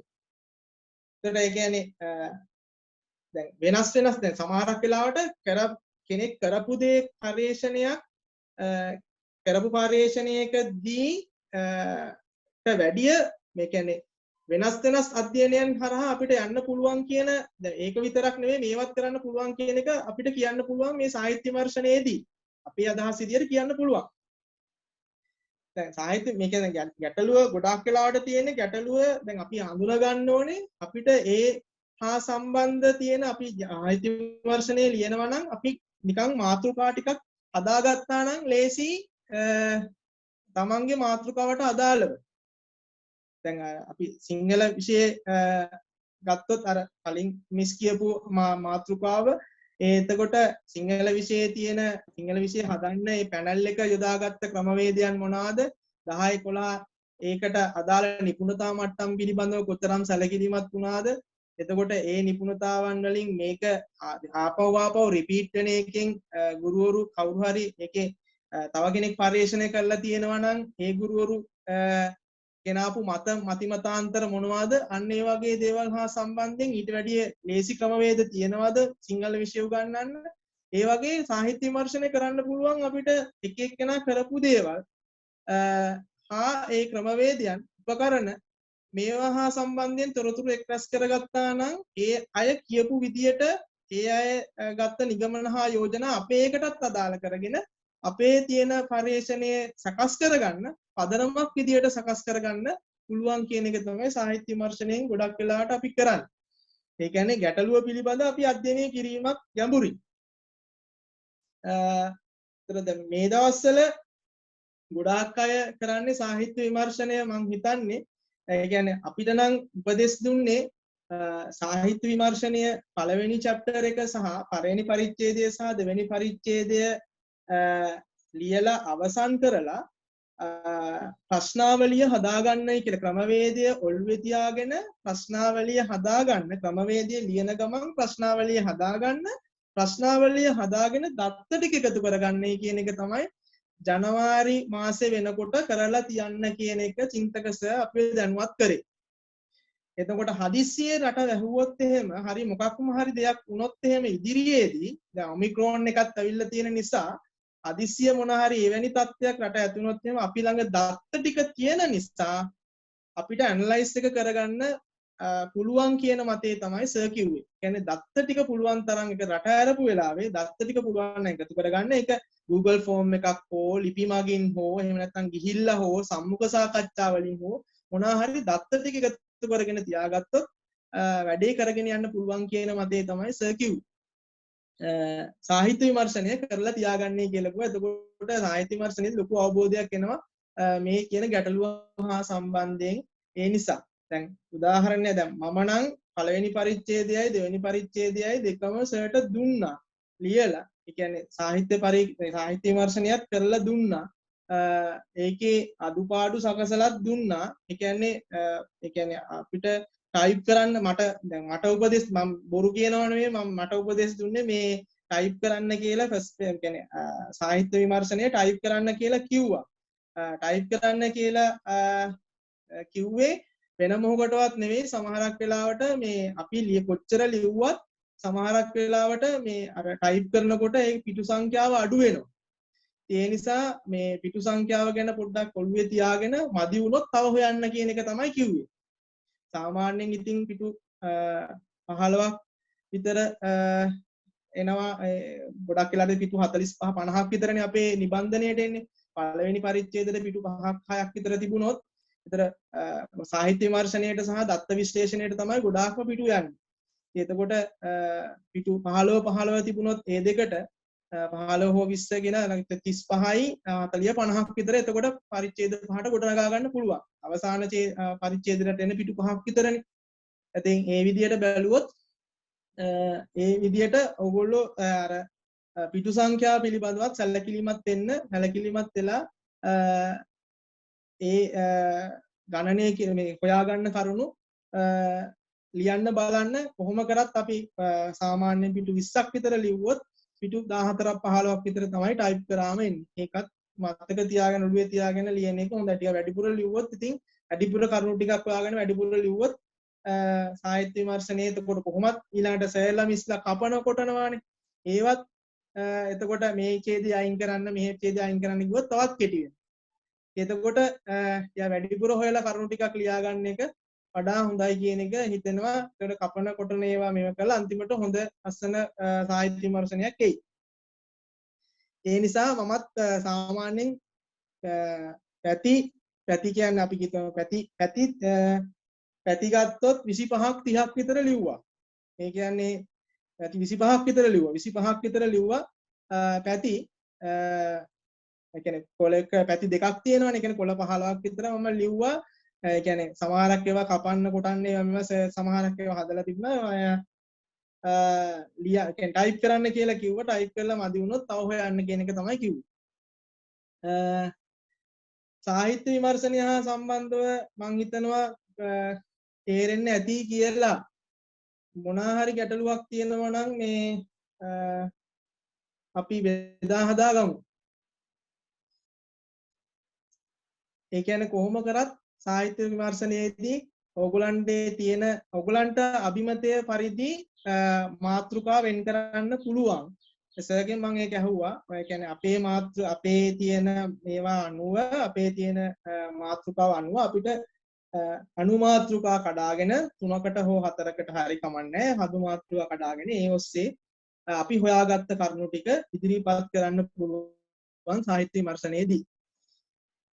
තුන්වෙනි පරිච්ඡේදයට එහෙනම් යමු. සමාවෙන්න ඉරන්ස මේ සාහිත්‍ය විමර්ශනයේදී අපි ගොඩක් දුරටම කරන්න ඕනේ අපි කරන රිසර්ච් සම්බන්ධව මගේ රිසර්ච් එක සම්බන්ධව මීට පෙර කවුද මොනවද කරලා තියෙන්නේ මොන මට්ටමටද ගිහින් තියෙන්නේ එතකොට ඒකෙන් මගේ රිසර්ච් එකට මොනවද ගන්න පුළුවන් ඒ ටික නේද යන්න ඕන යන්න හරි ඔව් අතුපෝරාල කියන කෙනා දැන් කරලා තියෙනවා පිටරට විශ්වවිද්‍යාල සම්බන්ධව මේ ට්‍රේනින් එකකින් තොරව රැකියාගත කරපුවම වෙන ගැටලු සම්බන්ධව. එතකොට ඔයාලට ඔක ගන්න පුළුවන්. අහවල් අවුරුද්දේ යන්න මේ පර්යේෂණය මගින් මෙන්න මෙහෙම එකක් ප්‍රූව් කරලා තියෙනවා. ඒකෙදී එයා කියලා තියෙන්නේ මෙන්න මේ මට්ටමට ගියොත් මෙහෙම වෙනවා. ඒකේ සාරාංශය විතරයි ඡේද වශයෙන් අපි ගන්නෙ නේද? ඔව් ඒකේ සාරාංශය තමයි අපි ඡේද වශයෙන් ගන්නෙ. එයා කියපු දේවල් ඕනනම් අපිට අපිට අවශ්‍ය කරන දේවල් තියෙනවා උපුටා ගැනීම කරන්න පුළුවන්. උපුටා ගැනීම කරන්න අයිතිය තියෙනවා අපිට. එතකොට ඒක මාතෘකා කඩන්නේ කොහොමද සර්? මාතෘකා කඩන්නේ සර් ඒ කියන්නේ අපිට මේ දැන් අපි දැන් ඔයගේ 3-4ක් විතර මේ කියන්නේ මම නම් ගොඩක් වෙලාට මට කියන්නේ පිටරට ආටිකල්ස්ම තමයි ගොඩක් අමුණ ලංකාවේ කරලා නැහැ. 6ක් ලංකාවේ 10ක් විතර හොයාගත්තා. ඒ 10 ඉතින් කියවලා බලලා මම කරුණු ටික මේ කියන්නේ මම මාතෘකා කඩාගත්තා. මේ මගේ ළඟ තියෙන ඒවත් එක්ක මම මාතෘකා ටිකක් මම හිතින් හදාගත්තා. දැන් මාතෘකා ටික කිව්වොත් මම දැන් පොඩක් ඕනනම් කියන්නම්. මාතෘකා ටික අතීතාත්මක මතවාදයන් කියලා මම මාතෘකාවක් කඩාගත්තා. ඒ කියන්නේ මේකේ පසුබිම අතීතයේ කොහොමද කියන එක. ඊට පස්සේ සීමාවාසික පුහුණු යනු කුමක්ද කියන එක ගැන මම කතා කරා. සීමාවාසික පුහුණුව කියන එක පදාර්ථ දැක්වීමේදී සර් දෙන්න වෙනවනේ එතන නේද? ආයෙ උතන ඒක ලියන්න ඕනද? ඔව් මෙතනත් මම දැම්මස මොකද ඒ කියන්නේ මම අතනත් දැන් මම හැඳින්වීමේදීත් මේක ගැන චුට්ටක් කිව්වා. ඒ කියන්නේ එතන එක නිර්වචනයක් විතරයි දැන් මේකේ පුහුණුවේ තියෙන විතර මම මෙතනට ගෙනාවා. එක එක කෝණවලින්. එක එක පැති වලින් ඔයාලා ඒක දකින්න විදිය මෙතෙන්ට ගත්තේනේ. ඔව්. හරි හරි. ඊට පස්සේ ඊළඟට සීමාවාසික පුහුණුවේ ලක්ෂණ ගැන මොන ලක්ෂණද මේකේ තියෙන. අපි යම්කිසි කැරක්ටරිස්ටික්ස් තියෙනවානේ ලක්ෂණ අන්න ඒවා තමයි කෘෂ්ණා කරන්නේ. ඒ කියන්නේ මේවා හොයාගත් මේවා මේ ලක්ෂණ කියලා ගත්තාම මට ඒක ආටිකල් 3-4කින් මම අරන් තියෙනවා. කම්ම එක නෙවෙයි. ඊළඟට සීමාවාසික පුහුණුව සඳහන් කරපු ගෙවීම් ක්‍රම කොහොමද මේ ගෙවලා තියෙන ගෙවීම් ක්‍රම පිළිබඳ කතා කරා.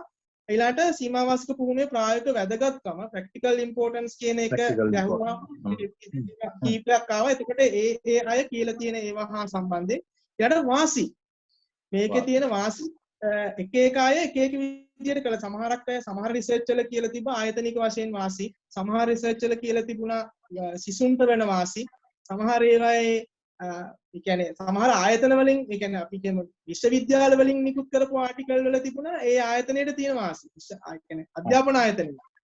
ඒ වගේ ඒවා ඊළඟට තව එකක් මේ ඒක නොදායින්න උතන ඔයාගේ අවසානයේ ඔයා ඒක ෆයිනලයිස් කරනකොට මෙන්න මේ වාසි මෙහෙම තියෙනවා අහවල් රටේ කරපු අහවල් පර්යේෂණේ මේ වාසිය තිබුණා කියලා එතෙන්ට ඕනනම් ඔයාලට ලියන්න පුළුවන්. රිසර්ච් එක අවසන් කරන වෙලාවට. එතෙන්ට ඒ වාසිය ගහන්න නැතුව පුළුවන් නම් ඒ තුරුම්පුව තියාගන්න. මොකද අහවල් රටේ මෙන්න මේ පර්යේෂණේ අහවල්ලා කරලා තියෙනවා. එයාට අනුව මෙන්න වාසි ලංකාවටත් මේ ටික ගන්න පුළුවන් කියලා එහෙම ඕනනම් මේ පහලා ගැහුවා හැකි එතන. ඕනනම් ඒක ඉතුරු කරගන්න. කෙනෙකුට මේ එහෙම නැතුව මාතෘකා බෙදන්න නැතුව දැන් 10ක් මේ ලිටරචර් රිවිව් තියෙනවා නම් මෙන්න මේ විදියට ඒක විකාශයක් ඉතින් ගොඩනගා ගන්න ඕන. ඒක ආරම්භක අවස්ථාවේ ඉඳලා දියුණුත් මට්ටමට එනකම් මෙන්න මෙහෙම කියලා තියෙනවා කියලා මේ ඡේද වෙන් කරලා ලියන්නත් පුළුවන් නේද මාතෘකා නැතුව? ඔව් ඡේද වෙන් කරලා ලියන්නත් පුළුවන් සර්. මේ දැන් මම සර් මේ මම දැන් මමත් සිංහල යන්තම් ඉගෙනුවාට සර් ඒක ගලපන්න හරි අමාරුයි සර් ඉංග්‍රීසියෙන් තියෙන. අමාරුයි. මේ සර්ගේ මාතෘකාවෙත් මට චූටි අනේ මේ සර් අපස්ථාවට පත් වෙනවා නම් සමාවෙන්න ඕන. ඒක දැන් සර් මගේ දැනුමේ හැටියට මේ මාතෘකාව දැන් සර් විශ්වවිද්‍යාල ශිෂ්‍යයින්ගේ කියලා අරන් තියෙන්නේ. එහෙම කරලා ජපුර විතරක් අරගෙන සර්ට ප්‍රෙඩික්ට් කරන්න බැරුව යනවනේ අවසාන. එහෙමනම් සර්ගේ මාතෘකාවට එන්න ඕනේ ජපුර අහවල් පීඨ දෙකේ දරුවන්ට සීමාවාසික පුහුණුව නොමැති වීමේදී එහෙම කියලා මේක සර් මාතෘකාව තියෙන්නේ මම සර් මාතෘකාව කියන්න මේ මම මේකේ මාතෘකාවේ මම තියෙනවා නම් ගැටලුවක් නැහැ සර්. නැත්තම් සර්ට අවසානයේ ප්‍රෙඩික්ට් කරන්න බැරුව යනවා මේ රිසල්ට් එක මෙන්න මෙහෙමයි කියලා ජපුරට විතරයි ප්‍රෙඩික්ට් කරන්න. ඒක අපරාධයි. ඔව් සර්. මේකේ මම මාතෘකාව කඩලා තියෙන්නේ සීමාවාසික පුහුණුව ඇති ප්‍රායෝගික වැදගත්කම පිළිබඳ සංසන්දනාත්මක අධ්‍යයනයක් වරහන් ඇතුලේ දාලා තියෙනවා ශ්‍රී ජයවර්ධන විශ්වවිද්‍යාලයේ. හරි. එහෙම හරි. එන්න මේක ඇතුලේ තියෙනවා. ඔය සිංහල බෑ කිව්වට හොඳට කරලා තියෙන්නේ. ඔව් සර්. එහෙම නැත්තම් මේ අර අපිට අවසානයේ අපේ මේ සර්ලමිස්ලා අපිට දැන් මොකක් හරි ඔහොම එකක් අරගෙන එකක් විතරක් අරගෙන හිතන්නකෝ ඔයාලා අධ්‍යාපනය සම්බන්ධව මොකක් හරි 5 වසර ශිෂ්‍යත්වය ගැන අරගෙන එක කලාපයක එක ඉස්කෝලයක් විතරක් අරගෙන අපි ලියනවා. ලියලා මුළු ලංකාවටම මේක ප්‍රෙඩික්ට් කරන්න ගියාම අපිට කරන්න බැරුව යනවා. එතන අර රිසර්ච් එතික්ස් කියන එක නැතුව යනවා. ඒකයි මම කිව්වේ අර විදියට වරහන් ඇතුලේ තියෙනවා නම් ඔන්න මොකක් හරි වයඹ පළාතට ආශ්‍රයෙන් කරන ලද පරීක්ෂණයකි. එහෙම නැත්නම් නිබන්ධිකාවකි හරි මොකක් හරි තියනවා නම් අපිට ප්‍රෙඩික්ට් කරන්න පුළුවන්. මේ පළාතේ මෙහෙම නම් අනිත් පළාතෙත් මෙහෙම විය හැක කියන එක අපිට කියන්න පුළුවන්. ඒකයි මම කිව්වේ. හරි සර් හරි. එතකොට මේ දැන් මම මේවා ඔක්කොම දැන් කතා කරේ මේ දැන් මේවත් එක්ක සම්බන්ධයෙන් කතා කරේ ලෝකයේ රටවල් එක්ක. එතකොට ලෝකයේ තත්ත්වයෙන් තමයි කතා කරේ. ඒත් එකම මම රටවල් කීපයක් ගැන එතකොට මේ කියන්නේ මේක ඇතුළේදී කතා කරනවා රටවල් කීපයක් ගැන සීමාවාසික පුහුණුව ක්‍රියාත්මක වෙන්නේ කොහොමද කියන එක සම්බන්ධයෙන් විශේෂයෙන්ම යුරෝපා රටවල් අපි එතනදී අර ස්කැන්ඩිනේවියානු රටවල් ගැන ගොඩක් වෙලාවට කතා කරනවා. මොකද අපිට අධ්‍යාපනයේ වැදගත් වෙන නිසා විශේෂයෙන් ෆින්ලන්තය, නෝර්වේ, ස්වීඩන් වගේ රටවල් ඒත් එක්කම මේ කැනඩාව ඒත් එක්කම ආසියාකරයේ රටවල් දෙකක් විතර කතා කරනවා. ඒ හා සම්බන්ධ තියෙන රිසර්ච් වලින් ගත්ත තොරතුරු ලොකුවට නෙවෙයි මේක දැන් ඔයගොල්ලෝ සමහරට හිතනවා ඇති ලොකුවට කතා කරනවා කියන්නේ ලොකුවට කතා කරන්නේ එක ඡේදයක දෙකක මේ හා සම්බන්ධ ඒ කියන්නේ ලෝකයේ සහ කලාපයේ තියෙන ඒවා හා සම්බන්ධයෙන් කතා කරලා ඊළඟට ශ්‍රී ලංකාවට ඇවිල්ලා ශ්‍රී ලංකාවේ තෘතීය අධ්‍යාපනයත් එක්ක පුහුණු ක්‍රියාවලිය බැඳිලා තියෙන්නේ තෘතීය අධ්‍යාපනයත් එක්ක මේ සීමා වාසික පුහුණු ක්‍රියාත්මක වෙන ආකාරය පිළිබඳව ඔන්න වගේ දේවල් ටිකක් ගැන කතා කරනවා. එතකොට ලංකාවේ තියෙන සංග්‍රහ හා පොත්පත් ඇසුරෙන් තමයි මේ දේවල් හොයාගත්තේ. එතකොට අර මම මෙතනදී ජනක සර් කියපු දෙයට මම එකඟයි. දැන් කෙනෙක්ට කරන්න පුළුවන් ඡේද වශයෙන්ම දිගින් දිගට ඒ තියෙන දත්ත එක්ක Tamanට ලැබුණු දත්තත් එක්ක ක්‍රමානුකූලව ගලපලා ලස්සනට ගලා යන විදිහට නවකතාවක් වගේ ලියන්න පුළුවන්. නමුත් මම කියන්නේ මට එච්චර ලොකු හැකියාවක් නැහැ. ඒ ලොකු හැකියාවක් නැති නිසා මම ටිකක් කපටි වුණා මේ වගේ මාතෘකාවලට කඩාගෙන. එතකොට අර මාතෘකාවට කඩාගත්තාම අපිට ඒක ඒ රිසර්ච් එක කරපු එක්කෙනාගේ තියෙන අදහස් ටික ටට්ටක් ගාලා ගොනු කරගන්න පුළුවන්. ඒ කියන්නේ අර හොයාගත්ත දත්ත ඇසුරෙන් මෙයා මෙහෙම එකක් කියලා තියෙනවා. එහෙනම් මේක මෙතනට අදාළ කරගන්න පුළුවන්. මෙයා මෙහෙම එකක් කියලා තියෙනවා. මේකත් අදාළ කරගන්න අදාළ උද්දෘත අනුව මෙන්න මෙහෙම දෙයක් කියලා තියෙනවා කියන එකත් එක්ක ඉස්තිරියට ගලාගෙන යන්න පුළුවන් මාතෘකාව කඩාගත්තා. එක එක්කෙනා හැකියා මට ගොඩක් වෙලාවට ආපු ප්‍රශ්නේ තමයි මේක Google Translate කරත් ඒක සිංහල නියමාකාරයෙන් ගැලපිලා එන්නේ නැහැ. එතකොට ලොකු අකරතැබ්බයටපත් වෙනවා. මේ කියන්නේ වචන ගලාගෙන යාමේදී කියන්නේ උක්තාඛ්‍යාත හදාගන්නකොට ඒත් එකම කියන්නේ අර්ථානුකූල වාක්‍ය නිර්මාණය කරනකොට මේ ටිකක් ගැටලු වෙනවා. එකකට එකක් ගැලපෙන්නේ පරස්පරයි කියන අදහස් ඔයගේ ගැටලු ගොඩාක් ආවා. ඒ නිසා තමයි මේ විදිහට කඩාගත්තේ. මේ කෙනෙක්ට අරමත් කරන්න පුළුවන්. සර් කියපු කතාවත් හරි. ඒ කියන්නේ මම හිතනවා ඒකත් හරි කියලා. කොහොම කරත් අපි කරන්නේ පබ්ලිෂ් කරනවා නම් අපේ සර් පබ්ලිෂ් කරන්න බලාපොරොත්තු වෙනවා නම් ඕක සර් කඩන්න රටවල් අන්න. ආසියාතික රටවල්, යුරෝපාතික රටවල්, ඇමරිකානු රටවල් කියලා ලස්සනට රටවල් වල කඩලා තව ටිකක් මහන්සි වෙලා රටවල පොඩ්ඩක් තොරතුරු හොයලා ගොනු කෙරුවා නම් රටවල් කාණ්ඩය යටතේ කවදා හරි රිසර්ච් එකක් කරන කෙනෙකුට උතනම සාරාංශය තියෙනවා සර්. තියෙනවා එතනම. ඔව් ඒක හරි. එතනම තියෙනවා සර්. මුත්තම් මහන්සි වෙලා ඒක කරන්න මේ අපිට උපදෙස් දෙන කෙනානේ. ඒකට චුට්ටක් මේ අපි තියෙනවා නම් තොරතුරු සර් දාන්නම් සීමා වාසික පුහුණුව ගැන.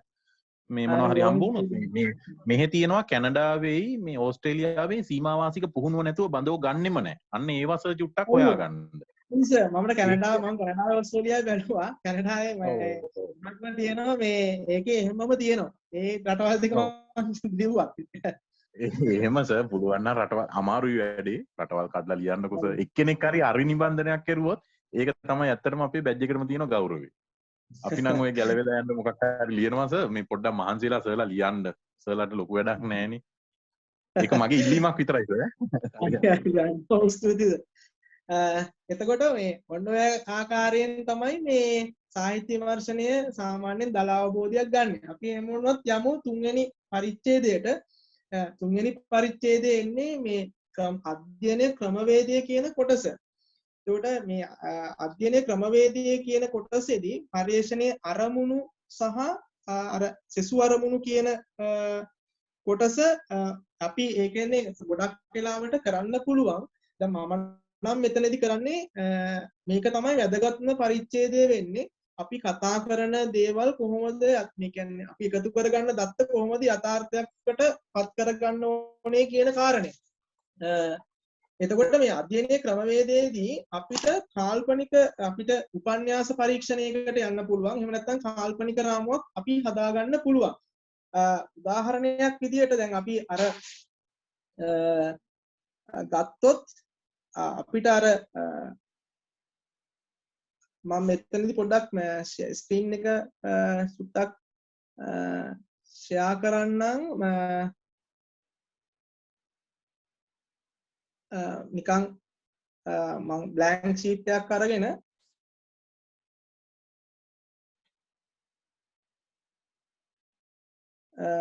මේකේ අපිට දාන්න පුළුවන් අපි ගන්න ප්‍රධාන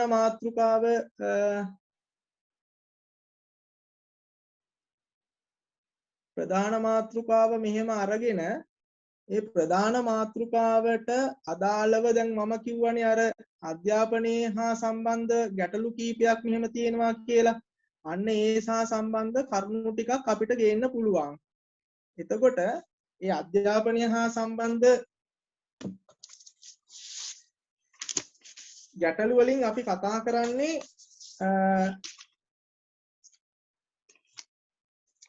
කුඩා ගැටලු ප්‍රමාණයක් තමයි කතා. ඒ කියන්නේ අපි අර පවුල කියන සාධකයනේ අපි ගෙනාවේ.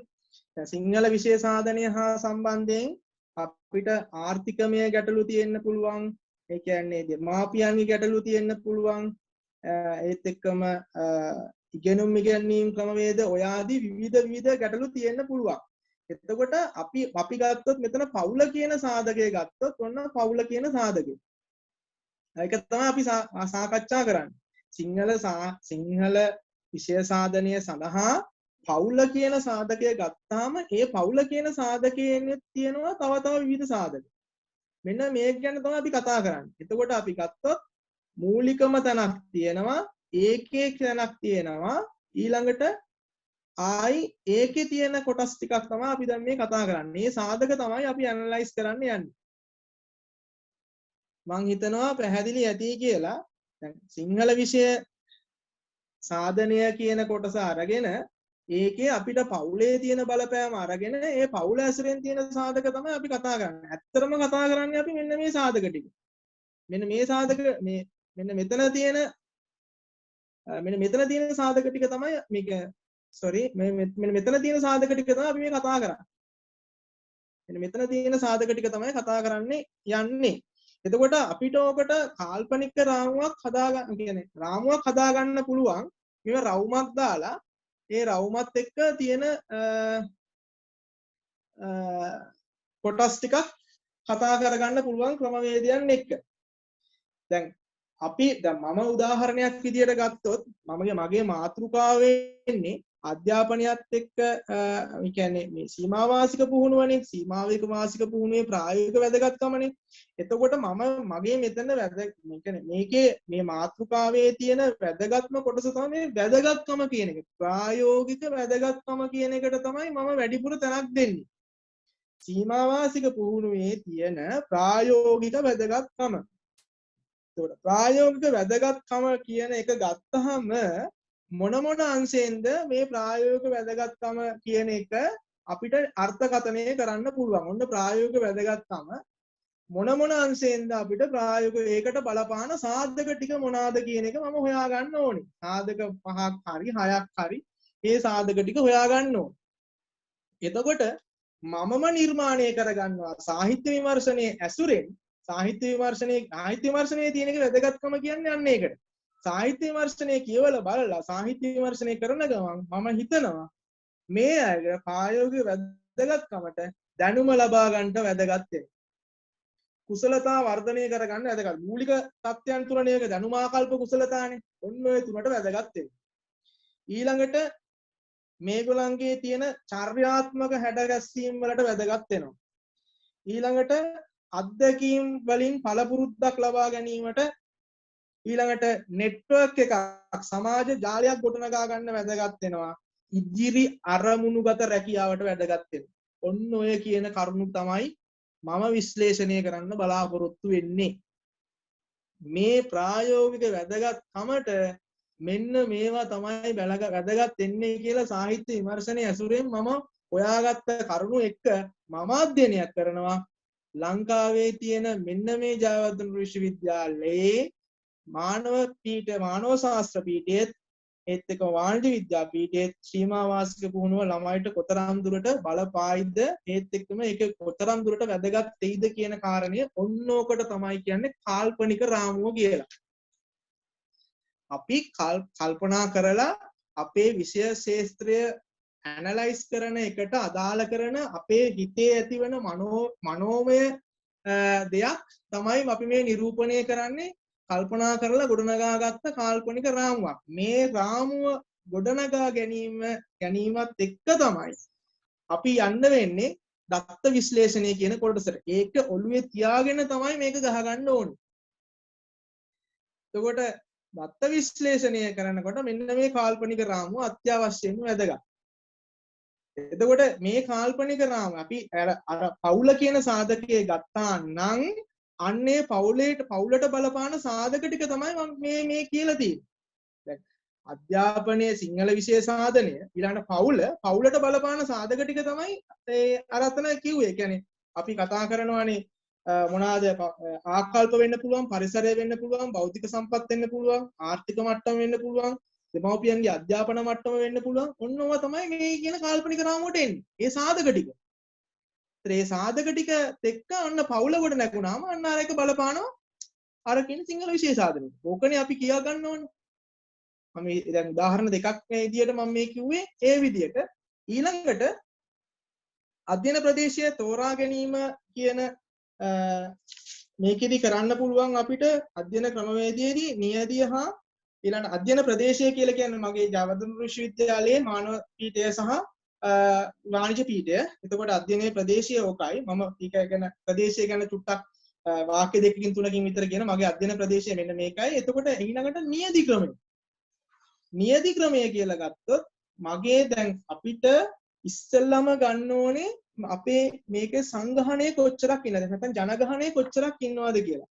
දැන් මම කැම්පස් එකත් එක්ක කැම්පස් එකට ගිහිල්ලා කැම්පස් එකෙන් ලබාගත්ත තොරතුරු අනුව මට මගේ තියෙනවා ඒ කියන්නේ මානව ශාස්ත්‍ර මම කියන්නේ මානව ශාස්ත්‍ර පීඨයේ අවසන් වසර. දැන් මේ වෙනකොට ෆයිනල් ඉයර් බැච් එකේ ඉන්න මානව පීඨයේ මේ කියන්නේ ආර්ට් එකේ කොච්චර ජන සංඛ්‍යාවක් ඒක නැත්නම් සිසුන් සංඛ්‍යාවක් ඉන්නවද? එතකොට එතන ඉන්නවා 714ක්. ඊළඟ කළමනාකරණ පීඨයේ අවසන් වසර සිසුන් කොච්චරක් ඉන්නවද? එතන ඉන්නවා 1217ක්. එතකොට සමස්ත මුළු සංගහණය වෙන්නේ 1931ක්.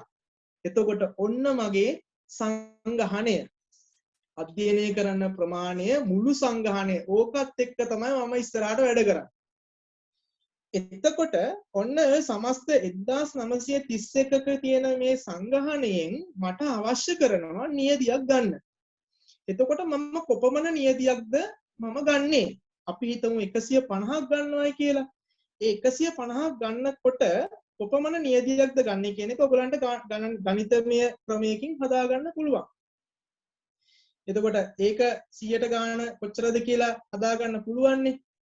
දැන් ඒ කියන්නේ අපි හිතමු දැන් උදාහරණයක් විදිහට දැන් මම සාමාන්‍යයෙන් මේ දැන් මේක කියන්නේ ක්‍රමවේදය ගන්නකොටම අධ්‍යයනයේ ක්‍රමවේදය ගැන කතා කරනකොට නියදිය ගන්නකොට මම ගත්තරම ගත්තේ 107ක නියදියක්.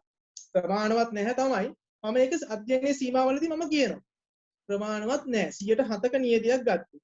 එතකොට 1931ට 107ක් කියලා කියන්නේ සමහර විට මගේ එකක වෙන්නත් නැති වෙන්න පුළුවන්. සමහරට 200ක් විතර ගන්න කියලා. නමුත් මට යන්න පුළුවන් 1931ක් කියලා කියන්නේ 107ක නියදියක් ගත්තොත් එන්නේ 135යි.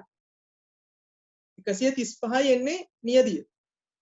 කියන්නේ ඒ 1931ට මම 135කකින් තමයි කියන්නේ. ඒ කියන්නේ ආර්ට් එකේ මැනේජ්මන්ට් එකේ දෙගොල්ලගෙන්ම මම 135ක නියදියක් ගන්නවා. එතකොට ඒක තමයි 107ක නියෝජනයක්. ඒ 107යි. එතකොට මට ඊළඟට මට ඕනේ දැන් මේකේ ආර්ට් එකේ ඉන්නවා 714ක් මැනේජ්මන්ට් එකේ ඉන්නවා 1217ක්. මේක අනුපාතගත කරන්න එපේ. එතන අනුපාතගත කරනකොට නැත්තම් භාගයට භාගය අරගෙන හරියන්නේ නැහැ. භාගයට භාගය අරගෙන හරියන්නේ නැහැ. මොකද මැනේජ්මන්ට් එකේ වැඩි ප්‍රමාණයක් ඉන්නේ. ආර්ට් එකේ ඉන්නේ 714යි. අතන ඉන්නේ 1500ක් විතර අතන වැඩි. එතකොට ඒක හොයාගන්න තියෙන ක්‍රමවේදය තමයි 714කට 107ක් කියන්නේ කොච්චරද? අර ප්‍රමාණයම ගන්නවා. එතකොට එනවා 50ක්. 1217ට 107ක් කියන්නේ කොහොමද? එතකොට එනවා 85ක්. 85යි 50යි එකතු කරාම 135 හැදෙනවා. ඔන්න ඕක තමයි ආර්ට් එකෙන් මම එහෙනම් ළමයි 50කගේ දත් එකතු කරගන්නවා. මැනේජ්මන්ට් එකේ ළමයිගේ 85කගේ දත්ත මට අවශ්‍යයි. මේ කියන නියදිය සම්පූර්ණ කරගන්න මේ අධ්‍යයනයේ ක්‍රමවේදයට. එතකොට ඔන්න ඕක තමයි නියදියෙන් කරන්නේ. පැහැදිලි ඇතිද?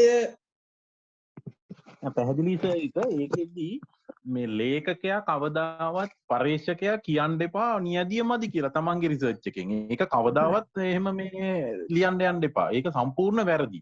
එතකොට එයා පිළිගන්නවා මගේ රිසර්ච් එක ෆේල් කියලා. එතනම අඩු වුණාට කමන්නේ ඒක වෙනම කතාවක්. එතන ලියන්න යන්න එපා. ඒක ලියන එක වැරදි සර්. එහෙනම් සාමාන්‍ය රිසර්ච් එතික්ස් කියන වගේ ඒක මේ සම්පූර්ණ වැරදි ඒක. මමම කියනවා මේක මෙහෙම හරි නෑ නමුත් මේක මං කරනවා කියන්නේ වරියෙන් බේරෙන්න කරනවා වගේ. එහෙම එපා. කවදාවත් අපේ වැරදි වුණත් අපි ලියන්නේ නෑ වැරදි කියලා. ඒක නීතියක්. ඒත් එක්කම සර් මේ දැන් සර් අර තේර ගන්නවනේ නියදිය දැන් ආර්ට් එකෙන් මෙච්චරයි මැනේජ්මන්ට් එකෙන් මෙච්චරයි කියන සර්ගේ ප්‍රමාණය. ඔන්න ඔය නියදිය සර් දැන් ඒ නියදිය තෝරගෙන සර් ගන්නවා x හා y කියන ප්‍රමාණ දෙකක් ඔයා සිලෙක්ට් කරගන්නවා. මට ප්‍රමාණය මතක නැහැ 80 ගානකුයි කීයක්ද ඒක xy කියන්නකෝ මේ දෙක. xy ප්‍රමාණය කොහොමද ඔයා සිලෙක්ට් කරගන්නේ කියන පේවරේෂන්ද දුර මතද ඔත්තේ ඉරට්ටේ මතද අන්න එතන ගැටලුවක් එනවා. ඒකට සර් අනිවාර්යෙන් යූස් කරන්න මොකක් හරි ක්‍රමවේදය අපිට තියෙනවනේ අඩුම ක්‍රමවේදය රැන්ඩම් නම්බර් ටේබල් එක. ඔව් සර් රැන්ඩම් නම්බර් ටේබල් එක ගන්න පුළුවන්. මගේ අදහසක් තියෙනවා මේ කියන්නේ කැමති කෙනෙක් කැමති විදියකට නියදිය තෝරා ගැනීමේදී නියදි ක්‍රමවේදයන් පිළිබඳව දැන් මම කියවලා බලපු පොත්පත්වල කියවපු පොත්පත්වල තියෙනවා නියදි ක්‍රම ගණනාවක්. සරල සසම්භාවී නියදීම තියෙනවා. ඊළඟට ඔව් සරල සසම්භාවී එක. ඔව්. ඊළඟට තව ක්‍රමවේදයක් තියෙනවා ක්‍රමානුකූල නියදීම කියලා තව කොටසක් තියෙනවා. ඊළඟට ස්තරීභූත සසම්භාවී නියදීම කියලා එකක් තියෙනවා. ඊළඟට තියෙනවා ඊළඟට තව එකක් තියෙනවා පොකුරු නියදීම ක්ලස්ටර් කියන ක්ලස්ටර් සාම්ප්ලින් නියදීම ඒ කියන්නේ මල්ටි ස්ටේජ් සාම්ප්ලින් කියලා එකක් තියෙනවා. ඊළඟට සම්භාවිතා නොවන ක්‍රමවේදයක් අපිට ඕනනම් අනුගමනය කරන්න පුළුවන් පහසුව සඳහා නියදීම. ඒ කියන්නේ කන්වීනියන්ස් සාම්ප්ලින් කියන එක කරන්න පුළුවන්. ඊළඟට විනිශ්චය සඳහා ජජ්මන්ට් සාම්ප්ලින් කියන එක කරන්න පුළුවන්. ඊළඟට කෝටා නියදීම කරන්නත් පුළුවන්. කෝටාවක් අරගෙන කරන්නත් පුළුවන්. ඊළඟට ජූට්ස් කිව්වා වගේ ස්නෝබෝල් සාම්ප්ලින් එකක් කරන්නත් පුළුවන්. හිම බෝල නියදීමේ ක්‍රමය කියලා. නියදි ක්‍රම ගණනාවක් තියෙනවා. ඉතින් අපිට ඒ කියන්නේ දැන් මෙතනදී මම නම් ගොඩක් වෙලාවට මම භාවිතා කරන්නේ ක්‍රමානුකූල නියදීමක්. ඒ කියන්නේ අර සරල සසම්භාව්‍ය නියදීමට ගියොත් එහෙම අපි බයස් වෙනවා. බයස් වෙනවා. ඔව් ඔව්. ඒ නිසා අපිට ක්‍රමානුකූල නියදීමකට මම මගේ අදහස වෙන්නේ මගේ දැන් කෙනෙක්ට ස්තරී දැන් අපි හිතමුකෝ සර් මේ කියන්නේ මම මගේ අධ්‍යයනය ගත්තොත් මට මේකෙදි ජෙන්ඩර් වයිස් මට ගන්න ඕනේ කියලා. ඔව් සර්. පුරුෂ භාවය මත අන්න එතකොට අපිට ස්තර දෙකක් කඩන්න වෙනවා මේකේ. අර 50 ඇතුලේ එතන ස්තර 50න් ස්තර දෙකක් කඩන්න වෙනවා අනිවාර්යෙන්ම. ගන්න වෙනවා.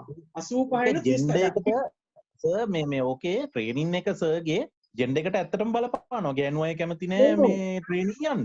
ඒක හින්දා සර් අනිවාර්යෙන්ම ඒක දෙකට කඩලා ඒක දාන්න මම සර්ට නිකන් මේ රහසක් කියන්නේ ඒක දාන්න රැන්ඩම් නම්බර් ටේබල් එකකට. දැන් සර්ගේ ඉන්නවා නම් 52කට කපුවා 20 දාන්න නිකන් ටේබල් එක අරගෙන 1 ගන්නවා 4 ගන්නවා ඊට පස්සේ 6 ගන්නවා ඒ විදිහට මොකක් හරි ටේබල් එකට අනුව ඔයා එන පිරිස මේ ගන්න.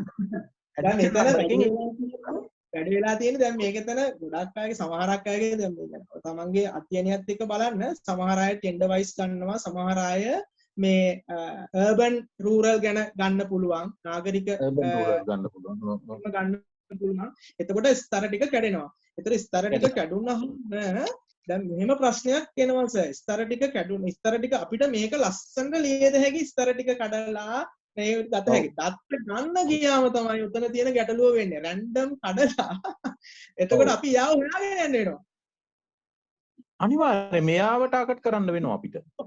අපි දැන් මේ Google form එකක් ඇතුළේ කොහොමද අපි යා හොයන්නේ? නෑ සර් අර නම්බර් එක කඩන්නේ යාගේ රෙජිස්ට්‍රේෂන් නම්බර් එකට. ඕ රෙජිස්ට්‍රේෂන් නම්බර් එකෙන් කඩන්න පුළුවන්. එතකොට අපි යාගේ ටෙලිෆෝන් කඩලා කැම්පස් එකෙන් එයාගේ කන්ටැක්ට් අරගෙන එයාව Google form එක යාට යවලා එයාගෙන් ෆිල් කරගත්තොත් සර් සාර්ථක අමාරුයි වැඩේ. හැබැයි සාර්ථකයි. හරියටම හරි සර්. හරියටම ගන්න පුළුවන්. සෑහෙන අමාරුයි සර් මෙතන මේ ගන්න ගියත් මේක තොරතුරු දෙන්නේ නැහැ දැන්. ඔව් දෙන්නේ නැහැ අමාරුයි ඉතින් ටිකක්. මේ එහෙම ගත්තොත් ඕක කැම්පස් එකටම සර් ඔය රිසර්ච් එක මේ ඕක මේ මොකක්ද ප්‍රසන්ටේෂන් එක හදලා සර්ට ඕක ප්‍රොමෝට් කරොත් සම්පූර්ණ සර්ගේ කැම්පස් එකේ අනිවාර්යයෙන්ම ට්‍රේනින් එකක් ඇතුව යන විදිහට ඕක ඩිවලොප් කරන්න පුළුවන්. මෙන්න මේ රිසර්ච් එක මත කොහොමයි කියලා. පුළුවන් නම් මේ- ටිකක් කොට්ටු වෙන්න ඕකට. ඕක හොඳ මාතෘකාවක්ද? මේ එතකොට මේ අර අපිට දැන් මේතර ක්‍රමානුකූල නියැදීමේදී වෙන්නේ මම ගත්තේ ක්‍රමානුකූල නියැදීම ක්‍රමානුකූල ඔව්. නියැදීමේදී වෙන්නේ අපිට දැන් රැන්ඩම් ගත්තාම වෙන්නේ අපිට නිකන් තොර ලොතරැයි ක්‍රමයකට ඇදලා හෝ තුන්ඩු කරලා ඒ ක්‍රමවේදයට ගන්න පුළුවන් අපේ තියෙන මට 135 150ක් ඕන එක 150 ගන්න පුළුවන්. නමුත් මෙතනදි කරේ ක්‍රමානුකූල නියැදීමකදී වෙන්නේ දැන් අපිට තියෙනවා නම් යම් කිසි අපිට දැන් මගේ තියෙනවා නම් 2000ක් ඒ 2000 අපි හිතමු ඒ 2000 sorry අපි හිතමු 1800ක් විතර තියෙනකෝ අපි 1900 මට තියෙන්නේ 1800ක් විතර තියෙනවා මට ඕනේ 90 දෙනෙක්ගේ දත්ත ඕනේ කියලා හිතනවා නම් එතකොට ඒ 90 දෙනෙක්ගේ මම හොයනවා පන්ති ප්‍රාන්තරයක්. ඒ කියන්නේ තරමක් හොයනවා. අපි ගන්න සංඛ්‍යානයේ දැනුම එතනදී ප්‍රයෝගී කරගන්න පුළුවන්. එතකොට පන්ති ප්‍රාන්තරයක තරම වෙනවා 20ක්. 20යි. 1800 බෙදීම 90 කියලා කියන්නේ 20යි. මම පන්ති ප්‍රාන්තර වෙන් කරගන්න. පන්ති ප්‍රාන්තර වෙන් කරගන්නවා. 1 ඉඳන් 20ට 21 ඉඳන් 40ට 41 ඉඳන් 60ට කොහොම විදියට පන්ති ප්‍රාන්තර වෙන් කරගන්න. ඊට පස්සේ පළවෙනි එකේ ඉඳන් 20ට ඉන්න අයගේ මම රැන්ඩම් එක්කෙනෙක්ව ගන්නවා. අපි හිතමු 10 වෙනියව මම ගත්තේ කියලා රැන්ඩම් ටේබල් එකෙන් මම 10 වෙනියව ගත්තා. එතකොට ඊළඟට මම ගන්නේ 30 වෙනියව. ආයෙ 30 වෙනියා. ඔව්. එතකොට පන්ති ප්‍රාන්තරයේ තරම තියෙන්නේ 20නේ. එතකොට ඊළඟට ගන්නේ මම 50 වෙනියව. එතකොට මට අර හැම තැනින්ම එක්කෙනෙක් නියෝජනය වෙනවා. ඔව්. ඒක ගෑනුද පිරිමිද කියන එක ප්‍රශ්නයක් වෙනවනේ. ඒක ගෑනුද පිරිමිද කියන ප්‍රශ්නයක් වෙනවා. මම ඒක නිසා ගෑනුද පිරිමිද කියන එක මෙතන බලන්නේ හරි. ඒක සර් ඒක මට විතර කාලේ දෙනවා නම් මට මේක කරන්න පුළුවන්. ඕක සර් කාලේ ඉල්ලගෙන කරන්නකෝ. මේ චින්තක සර් එක පොඩ්ඩක් කතා කරලා. මේ මාතෘකාවක් සර් ඕක. මේකත් එක්ක ඔට්ටු වෙන්න බෑ. මම එන්නේ ගෑනු පිළිම ගැනවත් රබන් ට්‍රූරා ගැනවත් මම කතා කරන්නේ. එහෙම කතා කරොත් මට වෙනවා ස්තර සසම්භාව්‍ය නියැදීමට යන්න. ඔව් සසම්භාව්‍ය යන්න වෙනවා. එතකොට ඒකට යන්න වෙනවා. ගොඩක් වෙලාවට දැන් ටීචර්ස්ලා මෙතන මිස්ලා සර්ලා ගන්න රත්ත ගොඩක් වෙලාවට සාම්ප්ලින් කරනකොට සාම්පල් එක ගැන හොඳ අවබෝධයක් තියාගෙන දත්ත ගන්න මම හිතනවා මම යෝජනා කරනවා හැමෝටම මේ ක්‍රමානුකූල නියැදීම හැමෝටම කරගන්න පුළුවන් කියලා. එතකොට ඒ දත්ත පරාසයම නියෝජනය වෙනවා. එතකොට සමස්ත පරාසය නියෝජනය වෙනවා. ඒක හොඳයි සර්. ඒ ක්‍රමය හොඳයි.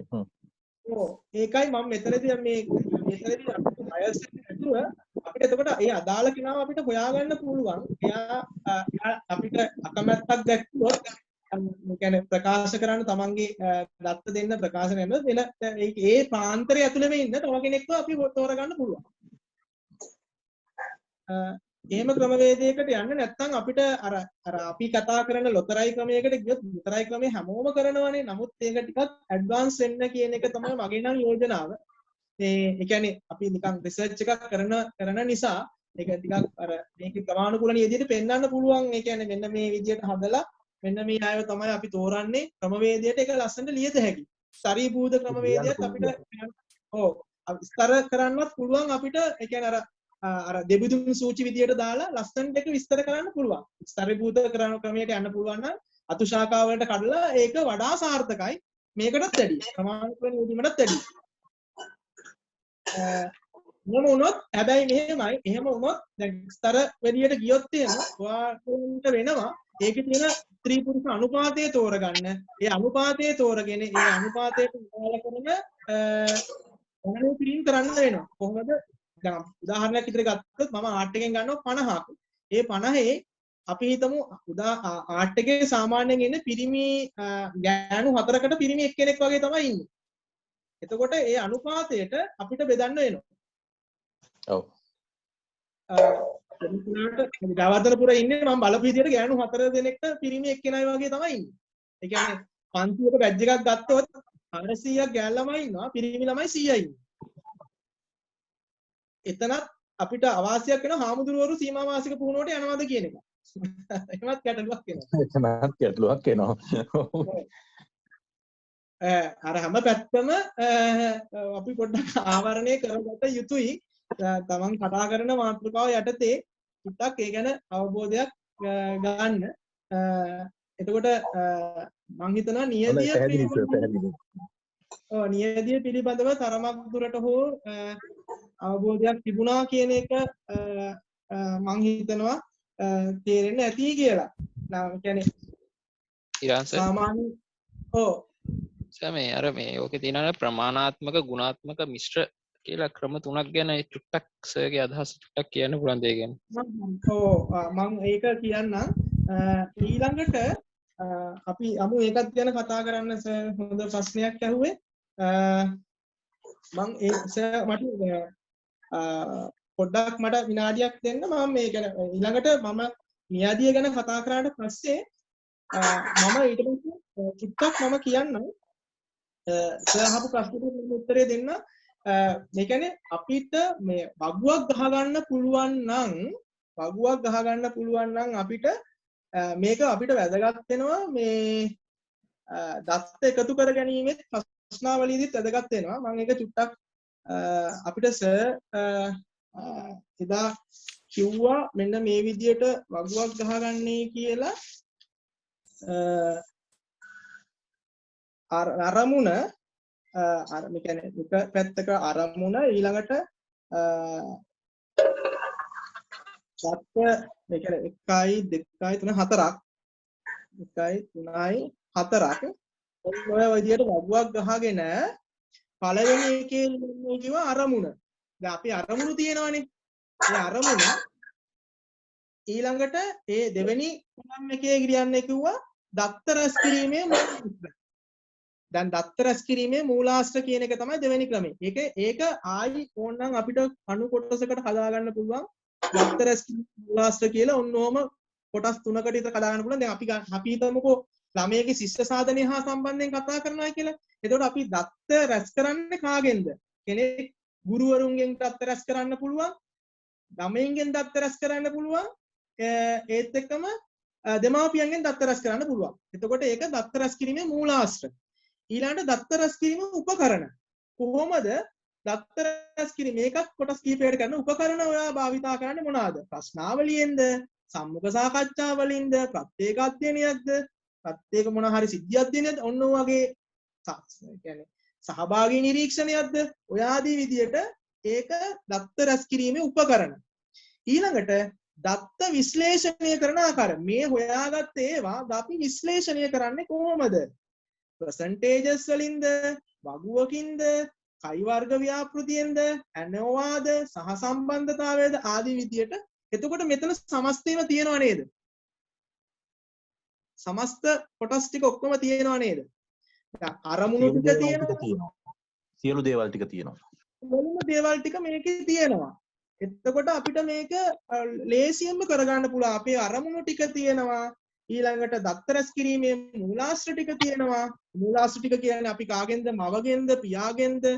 මම නම් ගොඩක් වෙලාවට සිසුන්ගෙන් විතරයි දත්ත ගන්න. එතකොට ඒ තියෙන ඒවා ඊළඟට දත්ත රැස් කිරීමේ උපකරණ ටික ගත්තාම මොනවාද? සම්මුඛ මම ගොඩක් වෙලාවට ගන්න දෙකයි. ඒ කියන්නේ සම්මුඛ සාකච්ඡා සහ ප්‍රශ්නාවලිය විතරයි. එතකොට මේ දත්ත විශ්ලේෂණය කරන්නේ කොහොමද? අපිට වගු මාර්ගයෙන් පුළුවන්ද? සහසම්බන්ධතාවයෙන් පුළුවන්ද? මාතය, මධ්‍යස්ථය, මධ්‍යන්නේ, අපගමන, සහසම්බන්ධතා, කුටිකතා ඔය වගේ දේවල් වලින් අපිට ක්‍රමවේද සම්පූර්ණ සමස්ත අර්ථකථනයක් මෙතන තියෙනවා. පුළුවන් නම් මෙන්න මේක ගහගන්න. අරමුණු ටික තියෙන්නේ අපි අර කියන අරමුණු ටික තමයි මෙතන තියෙන්නේ. 1 2 3 4 අර සාධක ටිකක් තියෙන්නේ. අන්න ඒ සාධක ටික තමයි මෙතන තියෙන්නේ. ඒ සාධක ටික අපි මයින්නේ කොතනින්ද? ඔන්න ඔය කියන එක කරගත්තාන් පස්සේ ඔයගලන්ට පුළුවන් මං හිතන්නේ මේ ප්‍රශ්නාවලිය එකතර අපි දන්නවා ප්‍රශ්නාවලියෙන් ගන්න පුළුවන් දත්ත මෙන්න මේවා. එතකොට ඒ දත්ත ටික තමයි අපි මෙන්න මේ ක්‍රමවේදයෙන් ඇනලයිස් කරන්නේ. උදාහරණයක් විදිහට ගත්තොත් මම ප්‍රශ්නාවලියෙන් ගන්න දත්ත ටික තමයි මම යන්නේ ගුණාත්මක දත්ත ප්‍රමාණාත්මක කිරීමක්. එතකොට chi square test එක තමයි කරන්නේ. කියන්නේ chi වර්ග ව්‍යාප්තිය තමයි කරන්නේ. එතකොට ප්‍රමාණාත්මක කියන්නේ අපි මම ගුණාත්මක දත්ත ටිකක් ගොඩක් වෙලාවට මට එන්නේ ආකල්ප. ආකල්ප ටික මම ඒක ප්‍රමාණාත්මක කරගන්න. ප්‍රමාණාත්මක කරගන්නේ chi වර්ග ව්‍යාප්තියෙන්. ඒතර මේ ප්‍රශ්නාවලියේ කියන දත්ත සියල්ලක්ම මම විශ්ලේෂණය කරන්නේ chi square test එකකින්. එතකොට ඊළඟට මට තව එනවා ගුණාත්මක දත්ත ටිකක් එනවා. ඒ ගුණාත්මක දත්ත ටික එන්නේ සම්මුඛ සාකච්ඡා වලින්. ඒ සම්මුඛ සාකච්ඡා වලින් කියන දත්ත ටික මම අර කියන ප්‍රශ්නාවලියේ තියෙන තොරතුරු ටික ස්ථාපනය කරන්න උදව් කරගන්න. එතකොට ප්‍රධාන වශයෙන්ම දැන් සර් කෙනෙක් ඊට පස්සේ මගෙන් අහුව ප්‍රශ්නයක් මම යන්නේ මිශ්‍ර ක්‍රමයකටයි යන්නේ. ඒ කියන්නේ ප්‍රමාණාත්මක හා ගුණාත්මක දත්ත. කෙනෙක්ට පුළුවන් ප්‍රමාණාත්මක දත්ත වලින් විතරක් කරන්න. එතකොට ඒක නිකන් අපි සාමාන්‍යයෙන් කියන්නේ දත්ත වලින්ම පදනම් වෙච්ච නිර්දේශයන් ඉදිරිපත් කරන්න පුළුවන්. සහ සම්බන්ධතාවය, එතකොට කේන්ද්‍රික ප්‍රවණතා මිනුම් සියල්ලක්ම, එතකොට මේ දේවල් ගත්තාම අපිට එන්නේ ප්‍රමාණාත්මක දත්ත. ඒ ඇසුරෙන් විශ්ලේෂණයක් කරන්න පුළුවන්. එතකොට ප්‍රමාණාත්මක දත්ත විශ්ලේෂණය. ගුණාත්මක දත්ත කියලා කියන්නේ ගොඩක් ඒ කියන්නේ අර ප්‍රමාණාත්මක දත්ත එන්නේ අපිට අංක විදියට.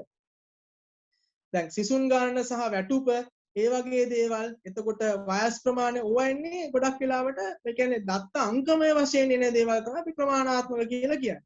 ගුණාත්මක කියලා කියන්නේ අපිට හැඟීම්, දැනීම්, ආකල්ප ඔන්නවා තමයි මේ ගුණාත්මක දත්ත විදියට එන්නේ. කෙනෙක්ට සම්පූර්ණයෙන්ම ප්‍රමාණාත්මකව කරන්නත් පුළුවන්, සම්පූර්ණයෙන්ම ගුණාත්මක කරන්නත් පුළුවන්. හැබැයි ඒ දෙක සම්පූර්ණයෙන්ම ගුණාත්මක යන එකයි සම්පූර්ණ ප්‍රමාණාත්මක යන එකයි දෙකම අර නිකන් අන්තගාමී ලක්ෂණ විදියට තමයි මම නම් දකින්නේ. දෙකම මිශ්‍ර ක්‍රමයකට යන්න පුළුවන් නම් ප්‍රමාණාත්මක දත්ත ගුණාත්මක දත්ත වලින් ස්ථාපනය කරලා ඒක තවදුරටත් ගැඹුරට විග්‍රහ කරන්න පුළුවන් නම් මිශ්‍ර ක්‍රමවේදයකට යන්න පුළුවන් නම් වඩා සාර්ථකයි කියන එක තමයි මගේ නම් අදහස. මම කරන්නේත් ඒක. මම ගුණාත්මක දත්ත ටිකක් එකතු කරගන්නවා මොනවාද ප්‍රශ්නාවලියෙන්. ඒ කියන්නේ ඉහළයි පහළයි මධ්‍යමයි ආදී විදිහට ගුණාත්මක දත්ත ටිකක් එකතු කරගන්නවා යම්කිසි ප්‍රමාණාත්මක අර්ථකථනයක් දීලා. ඒක මං chi-square test එක දාලා ඒක සම්පූර්ණයෙන්ම ප්‍රමාණාත්මක PO ප්‍රමාණාත්මක දත්ත බවට පත් කරගන්නවා. ඊට පස්සේ මම සම්මුඛ සාකච්ඡා වලින් ඒගොල්ලන්ගේ කියන තොරතුරු ටිකක් මම එකතු කරගන්නවා. ඒක ලියාගෙන හෝ රෙකෝඩින් කරලා හෝ ගොඩක් වෙලාවට මම නම් කරන්නේ ලියා ගන්න. ලියාගෙන කරගෙන දත්ත ටික අවශ්‍ය කරන විදිහට අරගෙන එතකොට මම වෙනවම හදා ගන්නවා ප්‍රශ්නාවලියක් වෙනවම හදා ගන්නවා Google form එකකින් ප්‍රමාණාත්මක දත්ත ගන්න. ඒකට අදාළ කරලා ප්‍රශ්න ටිකක් වෙනවම හදා ගන්නවා. ප්‍රශ්නාවලියක් මේ කියන්නේ සම්මුඛ සාකච්ඡාවකදී මම මෙන්න මේ අයගෙන් මේ තොරතුරු ටික ගන්නවා. අරගෙන මම දත්ත විශ්ලේෂණය කරනවා. වගු සටහන් භාවිතා කරලා දානවා. වගු සටහන් දාලා ප්‍රස්ථාරයකින් නිරූපණය කරන්න බලාපොරොත්තු වෙන. එතකොට ඒක කියන්නේ දත්ත නිරූපණයක්. ඊළඟට chi-square test එක හදලා ඒකේ තියෙන දත්තය මම ගන්න උත්සාහ කරනවා. දැන් ඔයගලන්ට පුළුවන් ගොඩක් වෙලාවට සම්මත අපගමනය සහසම්බන්ධතාව වගේ ඒවා අරගෙන දත්තයක් ගන්න පුළුවන්. ඒ දත්තය අර කියන විදිහට අර්ථකථනය කරන්න පුළුවන් සම්මුඛ සාකච්ඡා වලින් ඔයගලන්ට ලැබෙන දත්තය තුලින්. සමහරක් ඒවා සම්මුඛ සාකච්ඡා වලින් එයා කියපු දේවල් ඒ විදිහටම උටලා දක්වන්නත් පුළුවන්. කිසිම ප්‍රශ්නයක් නැහැ. එන්න මෙයා කිව්වේ මෙහාවලා මෙන්න මෙහෙම කිව්වයි කියන එක මෙන්න මේ ආපු ප්‍රශ්නෙට මෙන්න මෙහෙම උත්තරයක් දෙනවා. ඒක ඔයාගේ විශ්ලේෂණය මත ගොනු කරගන්න පුළුවන්. ඒතර මේක තමයි ප්‍රමාණාත්මක හා ගුණාත්මක මිශ්‍ර ක්‍රමවේදය කියන එකට කෙනෙක්ට ප්‍රමාණාත්මකවම කරන්න හරි අමාරුයි. ගුණාත්මක කරන්නත් හරි අමාරුයි. මිශ්‍ර ක්‍රමවේදයකට යන එක තමයි මම නම් හිතන්නේ වඩා සාර්ථකයි කියන එක. එක එක්කෙනා එක එක මත දරන්න පුළුවන්. ඒක රිසර්ච් එකේ කියන සර්රුයි මිසුයි ඒවත් දරන්න පුළුවන්. ඒ කියන්නේ අපේ ටියුට්නිස්ලා ඒ කියන්නේ ලෙක්චරර්ස්ලා ඒ අය එක එක මත ඔයගලන්ට කියන්න පුළුවන්. ඒක මම කියන්නේ ඒක කවදාවත් වැරදි කියලා. මන් දන්නේ මට හිතෙන විදිය නම් මම මේ කිව්වේ. මම කරනවා නම් මම කරන්න මට දෙකම ඕනේ කියන එක තමයි මම කිව්වේ. ඒගොල්ලෝ අපිට වැඩිය ගොඩාක් බුද්ධිමත්. ගොඩාක් දැනුම තියෙන අය. රිසර්ච් සමාන PhD කරපු මැඩම්ලා සර්ලා ඉන්නවා. ඒකත් එක්කත් කතා කරලා මිශ්‍ර ක්‍රමවේදයකට හෝ ක්‍රමවේදයක් අනුගමනය කරන්න කියන එක තමයි මගේ යෝජනාව. මම නම් කරන්නේ අර විදියට. මොනවා හරි ප්‍රශ්න තියෙනවා මම හිතනවා සර්ගේ ප්‍රශ්නෙට උත්තරයක් ලැබුණා කියලා. ඔව් සර්.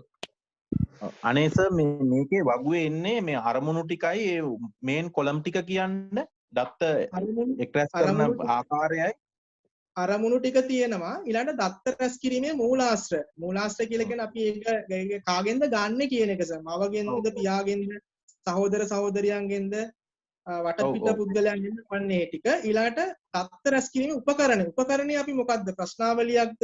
සම්මුඛ සාකච්ඡාවක්ද සහභාගී නිරීක්ෂණයක්ද අන්න ඒ වගේ උපකරණයේ එක ඊළඟට දත්ත විශ්ලේෂණය කරන ආකාරය අපි මේ ගත්ත උපකරණයෙන් ගත්ත දත්ත විශ්ලේෂණය කරන්නේ කොහොමද මාතේද මධ්‍යස්ථයේද මධ්‍යන්නේද ඒ වාදයේ ප්‍රස්තාරද ඒත් එක්කම සහසම්බන්ධතාවයේද අපගමනයේද ඔන්න ඔය වගේ විශ්ලේෂණය කරන ආකාරය එතකොට සමස්තය මේක තියෙනවා ඔව් ඔව් මේක අපිට ගොඩක් වෙලාවට මේක අපිට පොතට දාන්න ඕනේ නමුත් මේක මම නම් මේක පොතට දාන්නේ නමුත් මම මේක හදාගන්නේ මට වැඩේ කරගන්න ලේසියි විශ්ලේෂණය කරන්න අපිට ලේසියිනේ එක එක අරමුණ ටක් ටක් ගාලා දාගත්ත හැකිනේ අතන සම්මුඛ සාකච්ඡාවයි ප්‍රශ්නාවලියයි මේ තව මොනවද ඉතින්ට ගන්න පුළුවන් මේ රැස් කරන සම්මුඛ මම නම් මෙතන ගත්තේ ප්‍රශ්නාවලිය ක්වෙස්චන් එක ගත්තා මම කරන්නේ දෙකයි සර් සම්මුඛ සාකච්ඡාවේ ක්වෙස්චන් එක විතරයි මම ගන්නෙ කෙනෙක්ට නිරීක්ෂණය ගන්න පුළුවන් මේකේ නිරීක්ෂණය කරලා ගන්න පුළුවන් සහභාගී නිරීක්ෂණයක් පුළුවන් එහෙනම් සිද්ධියක් දිනයක් වගේ එනකන් ඒකවත් දාන්න පුළුවන් සර් ඔව් සිද්ධියක් දිනෙත් ගත්ත හැකිනේ ඔව් මේක මගේ මම හිතන විදිහට මම මේ සර් කියන්නේ සර් දුන්නේ අපිට හරි ඒක හදාගමු කමක් චින්තකසලා දුන්නේ චින්තකසලා මෙන්න මෙහෙම එකක් කරොත් හොඳයි කියන එක අපිට වගුව දුන්නා ඒක මේ දවසේ ලැබුණු හොඳම උපදේශයක් මොකද එක එක අරමුණට අපිට මේ වගේ දත්ත එක්ස්ප්‍රෙස් කිරීමේ මූලාශ්‍රය මොකද්ද මොන ක්‍රමයකටද දත්ත එකතු කරුවේ ඒක කොහොමද විග්‍රහ කරේ ගුණාත්මකවද ප්‍රමාණාත්මකවද මේ දෙක එකතු කරලා මිශ්‍රවද ඊට පස්සේ මේක කොහොමද ප්‍රස්තාරයක දාලා අරක වැඩි නම් මේක කොහොමද කියලා කියන්නේ ඕක තමයි සර් රිසර්ච් එක ඔච්චරයි අනිත් ඒවා බලාගෙන ලියන ඒවා ඕක තමයි තමන් කරන එක හරියටම හොඳ උපදේශයක් සර් දුන්නේ thank you ඇත්තටම මේ ක්‍රමයට කරගන්න පුළුවන් ලේසියෙන්ම ඊළඟට තවත් කෙනෙක්ට ඕනනම් මේ මගේ යෝජනාවක් මේ තව එකක් ඕනනම් කෙනෙක්ට කරන්න පුළුවන් අපි ගන්න තොරතුරු ටික අර අපි දන්නවනේ ප්‍රාථමික මූලාශ්‍ර සහ ද්විතීක මූලාශ්‍ර කියලා කොටස් දෙකක් තියෙනවා කියලා අපිට එතකොට මේ ද්විතීක මූලාශ්‍ර වලින් අපි ගන්නේ ද්විතීක මූලාශ්‍ර ගොඩක් වෙලාවට පුවත්පත් සංගරා ලිපි අන්තර්ජාල ලිපි ඒවයින් තමයි අපි ද්විතීක මූලාශ්‍ර ගන්නේ ප්‍රාථමික මූලාශ්‍ර වලින් අපි එකතු කරන දත්ත තමයි ප්‍රශ්නමාලා ක්‍රමය සම්මුඛ සාකච්ඡා ක්‍රමය තමයි මම ගන්නෙ. එතකොට අපිට ඕනනම් කියන්න පුළුවන් මේකම විශ්ලේෂණය කරන්න පුළුවන් අපිට මූලාශ්‍රය මොකද්ද? අරමුණ මොකද්ද අපේ? ඒකෙන් එක්ස්ප්‍රෙස් කිරීමට අපේක්ෂා කරන තොරතුරු මොකද්ද? මේකම තමයි. එතකොට දැන් උදාහරණයක් විදිහට අපි ද්විතීක මූලාශ්‍ර වලින් ඔක්කොම කරලා තියෙන්නේ. ග්‍රන්ථ පුවත්පත් සංග්‍රහ ලිපි අපි ඒ කරලා තියෙන්නේ ගොඩක් වෙලාවට අර සාහිත්‍ය විමර්ශනයේට අවශ්‍ය කරන තොරතුරු. අරමුණ තමයි ඒක. සාහිත්‍ය විමර්ශනයේට අවශ්‍ය කරන තොරතුරු ටික අපි රැස් කරලා ඒවා මේවා ටික ඔක්කොම කරලා තියෙන්නේ ඔය ද්විතීක මූලාශ්‍ර වලින්. ඊළඟට ප්‍රාථමික මූලාශ්‍ර වලින් තමයි අපි කරන්නේ මේ අදාළ පරිශ්‍රණයට අදාළ දත්ත ටික එකතු කරන්න. දත්ත ටික එකතු කරලා අපේ තියෙන අනුකූලව මේක හැඩගස්ස ගන්න. අපේ තියෙන රිසර්ච් එකට අවශ්‍ය කරන තොරතුරු ටික හොයාගන්න එක තමයි අපි මේ කරලා තියෙන ප්‍රාථමික මූලාශ්‍ර වලට. මූලිකම දත්ත එකතු කරන ක්‍රමවේද දෙකයි තියෙන්නේ. ওই දෙකම අපි පාවිච්චි කරලා තියෙනවා. වක්‍රාකාරයෙන් කිව්වොත්.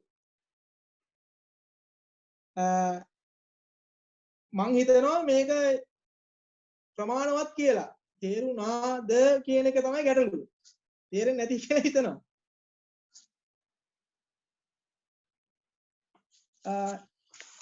ඉස්සරහට යමුද එහෙනම් ඊළඟ දත්ත විශ්ලේෂණය දත්ත විශ්ලේෂණයේදී මම භාවිතා කරන්නේ ඊළඟ දත්ත විශ්ලේෂණයේදී chi squad test එක තමයි මම භාවිතා කරන්නේ chi වර්ග පරීක්ෂාව කෙනෙක්ට SPSS කරලා තියෙනවා නම් මම SPSS කරලා නැහැ මම manual තමයි හදන්නේ ඒ කියන්නේ software එක මට operate කරන විදිහ මම දන්නේ නැහැ ඒ නිසා මම manual ගණන් ටික හදනවා chi වර්ග පරීක්ෂාව කරගන්න පුළුවන් නම් දත්ත ප්‍රමාණාත්මක Likert පරීක්ෂාවේ තියෙන ටික ගේන්න පුළුවන් ප්‍රමාණාත්මක කරන්න පුළුවන් කවුරු හරි එහෙම කරන්න පුළුවන් නම් එහෙම යන්න පුළුවන් එහෙම නැත්නම් විශ්ලේෂණයට වගු ආශ්‍රයෙන් කරන්න පුළුවන් percentages ගන්න පුළුවන් ඒත් එක්කම අපේ මැඩම් කිව්වා ඔක ඩිප්ලෝමා ලෙවල් එකේ ඉඳලා ලොකුවට දත්ත අරගෙන ඒවට එක්ස්ප්ලেইন කරන්න යන්න ඕනේ නැහැ කියලා මේ Excel sheet එකකින් උනත් කමන්නේ නැහැ එහෙම නැත්නම් ඔය මේ වගු ප්‍රස්තාර දාලා එහෙම විශ්ලේෂණය කරපුවාම ඇති මොකද මේ ඩිප්ලෝමා ලෙවල් එකට ඒ ප්‍රමාණවත් එතනින් එහාට යාලා බලන්නේ නැහැ කියලා අපේ මැඩම් කිව්වා. ලොකුවට ඉතින් අර මේ SAS පැකේජ් එක දාගෙන එහෙම නැත්නම් ඔය මේ ANOVA ටේබල් දාගෙන එහෙම ලොකුවටම ඔට්ටු වෙන්න ඕනේ නැහැ. මොකක් හරි අර ඩිෆරන්ස් එකක් පෙන්නන විද්‍යාත්මක ක්‍රමවේදකින් දුන්නා නම් ඇති කියන එක තමයි යා කිව්වේ. නොකිය කිව්වේ. ඔව් එහෙනම් කරන්න තියෙන හොඳම වැඩේ තමයි අපිට උගන්වපු ටික භාවිතා කරන එක. ඒ කියන්නේ සම්මතපගමනය සහ සම්බන්ධතා සංගුණක භාවිතා කරන්න පුළුවන්. ඒ කියන්නේ කෙනෙක්ගේ අපිට අධ්‍යාපනයත් එක්ක වැටුප කොහොමද බලපාන්නේ? අන්න ඒ වගේ දේවල් ඒ කියන්නේ ඒ කියන්නේ අර දත්ත දෙකක් අරගෙන මේ දෙකත් එක්ක තියෙන සහසම්බන්ධතාවයක් තියෙනවද? අන්න ඒ වගේ උගන්වපු ටික භාවිතා කරනවා නම් එහෙම කරන ක්‍රමවේදයකට අනේක තමයි හොඳම වැඩේ. ජනක සර් කිව්වා වගේ ලොකුවට අරම යන්න අවශ්‍යතාවයක් නැහැ. එහෙනම් අපිට ඇනෝවා ටෙස්ට් එකකට වගේ යන්නේ ඒක තේරුමක් නැහැ. එහෙනම් අතන අර ක්‍රමවේදයකට අනේක තමයි හොඳම වැඩේ. කියන්නේ දත්ත වගු ඇසුරෙන් ගිහිල්ලා ඒත් එක්කම වගු ප්‍රස්ථාර ක්‍රමවේදයන් අනුගමනය කරලා ඒවයින් අපිට දත්ත වලින් දෙන්න පුළුවන් ක්‍රමවේදයන් ටික දීලා අපිට එතකොට අපගමනය සහ සම්බන්ධතාව වගේ උගන්වපු මාතේ මධ්‍යස්ථයේ මධ්‍යන්නේ ඔන්න වගේ දේවල් භාවිතා කරලා අපි විශ්ලේෂණය කරන්න පුළුවන්. ඒක මම හිතනවා හැමෝම දන්නවා කියලා. තමන්ගේ ක්‍රමවේදය අනුව දත්ත විශ්ලේෂණයේ ක්‍රමවේදය සකස ගන්න ඒ ක්‍රමවේදයත් එක්ක මම හිතනවා ඒක පැහැදිලි ඇති කියලා. ඒ කියන්නේ අර ක්‍රමවේදයන් ටික භාවිතා කරන්න ගණිතමය. අනික ඊළඟට දැන් මේකෙදි අපි එතන ගොඩක් වෙලාවට මම යෝජනා කරන්නේ මම නම් කරන්නේ මෙතන දත්ත විශ්ලේෂණයේදී මම අදාළ කරන දැන් ගණිතමය ක්‍රමයක් අපි හදනවනේ. ඒ හදන ටිකේ උත්තරේ විතරයි මම මෙතෙන්ට ගත්තේ. විශ්ලේෂණය කරන්න උත්තරේ විතරයි ගන්නෙ. ඇමුණුම් වලට දානවා අර තියෙන ගණිතමය ගණන් ටික හදපු කොළ ටික ඒ කියන්නේ වෙනවම ඇමුණුම් වලට දානවා. එහෙම තමයි මම නම් කරන්නේ. කියන්නේ ඇමුණුමක් විදියට අර ටික ගේනවා. උත්තරේ විතරයි මම අතනට ගන්නෙ. නැත්නම් එතන ගානක් හදලා උත්තරෙත් හදලා ඒක විශ්ලේෂණය කරන්න ගියොත් එම ලෝක අමාරුවක වැටෙනවා මම. මම හිතනවා ජනකස පොඩ්ඩක් ඒ ගැන පොඩ්ඩක් අදහසක් කියන්න. සර් මෙහෙමයි එතනදී අපිට දත්ත විශ්ලේෂණය කරන ක්‍රමයේ ගත්තාම අපිට සර් කිව්ව විදිහට මොකක් හරි පැකේජ් එකක් යූස් කරලා විශ්ලේෂණය කරනවා නම් එතන උත්තරේ දාලා එමුණුමට තමයි ඒක දාන්න ඕනේ. නැත්නම් ඒක ගණන් හැදීමක් ගණන් පොතක් වෙනවනේ රිසර්ච් එක. එහෙම නැත්නම් අර අපේ graph වලින් හරි අපේ අර raw data ටික අරගෙන ඒක කන්වර්ට් කරනවානේ graph එකට හරි pie chart එකකට හරි මොකේකට හරි මේකේ මෙහෙමනම් මේකේ මෙහෙමයි කියලා අවුරුදු දෙකක හිතන්නකෝ සැලරි දෙකක් සංසන්දනය කරනවා කියලා. පඩි වැඩි වෙන්න ඕන කියලා කෙනෙක් කරනවා නම් මෙන්න මේ අවුරුද්දේ මෙන්න බඩු මිල මෙන්න මේ අවුරුද්දේ සැලරි එක මෙන්න බඩු මිල. අන්න ඒ වගේ සංසන්දනයක් යනවා නම් එතන දාලා ප්‍රස්ථාරය ඇඳලා raw data වැඩක් නැහැ. ප්‍රස්ථාරය දාලා මේ අවුරුද්දේ මෙච්චර නම් මේ අවුරුද්දේ මෙච්චරයි ඒකට සාපේක්ෂව මේ මෙහෙමයි කියලා එතන විශ්ලේෂණය වෙන්න වෙනවා. chart එක ප්‍රස්ථාරය එතෙන්ට අදාළ කරගන්න අර ගාන හදන එක එතෙන්ට දාන්න නැහැ කීයටවත්. ගණන් හදන්න එතන ගන්න නැහැ. ඒක තමයි සර් නියම ක්‍රමය. ඔව් ඒ කියන්නේ දත්ත විශ්ලේෂණයේදී මම අපි තුන්වෙනි පරිච්ඡේදය නිසා දත්ත විශ්ලේෂණයේ එකක් මම හදන විදියක් කියනවා. දත්ත විශ්ලේෂණයේ කයි වර්ග පරීක්ෂාවෙන් එකක් හදන විදිය මම කියනවා මේකේ අධ්‍යයන ක්‍රමවේදය යටතේ කියලා. ඊට පස්සේ සිව්වන පරිච්ඡේදයට හතරවෙනි පරිච්ඡේදයේ තමයි අපි දත්ත විශ්ලේෂණය කියන ක්‍රමවේදයට යන්නේ. ඒ එකක් පිළිබඳව අපි පොඩි ඊට පස්සේ එකක් පිළිබඳව අපි ගත්තොත් එම අර සාධක ටික ගත්තානේ. දැන් අපි ගත්තානේ මෙතන අපි හිතමු සිංහල විෂය හා සම්බන්ධව සිංහල විෂය සාධනය සම්බන්ධව පවුල දායකත්වය කියන එකනේ ගත්තේ. එතකොට ඒකේ ආකල්ප වල බලපෑම, පරිසරයේ බලපෑම, භෞතික සම්පත් වල බලපෑම අන්නේ එකක් පිළිබඳව මම ලබාගත් දත්ත ටික අර ප්‍රශ්නාවලියේ ගත්ත දත්ත ටික එකක් මම ඔප්පු කරලා පෙන්වන්න ඕනේ. සහ සම්බන්ධතාවයෙන් හරි එහෙම නැත්නම් ප්‍රස්ථාරයකින් හරි ඒ වගේ මම නම් කරන්නේ එක සාධකයක් හා සම්බන්ධව මේකට දක්වන දායකත්වය කොහොමද කියන එක පෙන්නනවා. ඒ පෙන්නලා එකම ක්‍රමයකට ගන්න නැතුව සහ සම්බන්ධතාවය graph එකකින් එහෙමත් නැත්නම් වෙන මොකක් හරි ක්‍රම Excel sheet එකකින් ඒ විදිහට මොකක් හරි අර විවිධ ක්‍රම පාවිච්චි කරන්න කියන්න අර අරමුණු objective තුන මේ achieve කරගන්න උතන. එකම ක්‍රමයකට යන්න නැතුව නැත්නම් එකම ක්‍රමයකට යනකොට ඒක නිකන් බෝරින් වෙනවා. බලන්න ලකුණු අඩු වෙන්න බලනවා. විවිධ සහ දැන් සර්ගේ අතන පුහුණුව කොහොමද රැකියාවට බලපාන්නේ? ඒක සහ සම්බන්ධතාවය R value එකක් අපිට පැහැදිලිවම දෙන්න පුළුවන්. පළවෙනි එක අරමුණ එකෙන් හොයනවා. දෙවෙනි එක graph එකෙන් හොයනවා. තුන්වෙනි එක ඕනනම් අර මේ table එකකින් මොකක් හරි උදව් කරගෙන ගාන හදලා මේ මෙහෙමයි කියලා යමුනුමට ඒ ටික දානවා. එහෙම විවිධ ක්‍රම යූස් කරොත් තමයි රිසර්ච් එක හොඳම එකක් වෙන්නේ. අන්න ඒ විදිහට මේ දත්ත ක්‍රමවේදයේ දත්ත විශ්ලේෂණයේදී හතරවෙනි පරිච්ඡේදයේදී ඕගොල්ලන් කියන කාරණා ටික දැන් උදාහරණයක් විදිහට ගත්තොත් මම හිතන්නකෝ දැන් මම දැන් සර් කිව්වා වගේ මගේ විෂයේදී දැන් ජොබ් මාකට් එකට බලපාන්නේ කොහොමද කියන එක හා සම්බන්ධයෙන් මම කයි ස්ක්වාඩ් ටෙස්ට් එකක් මම කරනවායි කියලා නිකන් හිතන්නකෝ. එතකොට මට ආපු දත්තයත් එක්ක මම කියනවා ජොබ් මාකට් එකට මේක සම්පූර්ණයෙන්ම දායකත්වයක් සපයනවා කියන එක මට දැන් මේ දත්ත අනුව ඔප්පු වෙනවා. ළමයිගේ ආකල්ප වෙනවා. ඒගොල්ලන් කැමතියි කියන එක වැදගත්කම ඔප්පු වෙනවා. එතකොට මම යන්නේ ඒ ගත්තේ මම ප්‍රමාණාත්මක දත්තයක් ඇසුරෙන් යම්කිසි අර්ථකථනයක් ඉදිරිපත් කරා. එතකොට මම ඊට පස්සේ කියනවා මම සම්මුඛ සාකච්ඡාවලිනුත් ගත්තනේ යම්කිසි දත්ත ටිකක්. අන්න ඒකේ කවුරු හරි ළමෙක් හරි යම්කිසි අදහසක් දක්වලා තියෙනවා නම් මේ හා සම්බන්ධ යම්කිසි අර්ථකථනයක් මේක ඔප්පු කරගන්න පුළුවන්. අන්න ඒක මම එතනදී කියලා විශ්ලේෂණය කරනවා. ඒ විතරක් නෙවෙයි සම්මුඛ සාකච්ඡාවලුත් එයාට මම කෝට් කරලා කියනවා. ඒක අරගෙන ඒක පුටා දක්වලා එයාගේ මට ඒක වැදගත් නම් මගේ කියන්නේ මගේ අධ්‍යයනයේට ඒ කියපු කාරණේ ඒ විදිහටම වැදගත් නම් ඒක එතනට දාලා මෙන්න මෙහෙම මෙයා කියලා තියෙනවා බලන්න මේ ළමයාගෙනුත් මේ කියන අදහස් වලිනුත් මෙයා දක්වපු සම්මුඛ සාකච්ඡාවලින් දක්වපු මේ අදහස් වලිනුත් මේකේ අවශ්‍යතාවය ගැන පිළිබිඹු වෙනවා නේද කියලා ප්‍රමාණාත්මක දත්තය ගුණාත්මක දත්තයකින් මම සනාථ කරලා පෙන්නලා තියෙනවා. එතකොට දත්ත විශ්ලේෂණයකින් වෙන්න ඕනේ ඔන්න ඔය දේ. මිශ්‍ර ක්‍රමවේදයක් යනවා කියන්නේ ඔන්න ඕකයි. මං හරියට ජනකස. හරියටම හරි සර්. අර ප්‍රමාණාත්මක දත්තය ගුණාත්මකයෙන් වෙරිෆයි කරපුවාම ඒක තමයි නියමම ක්‍රමවේදය.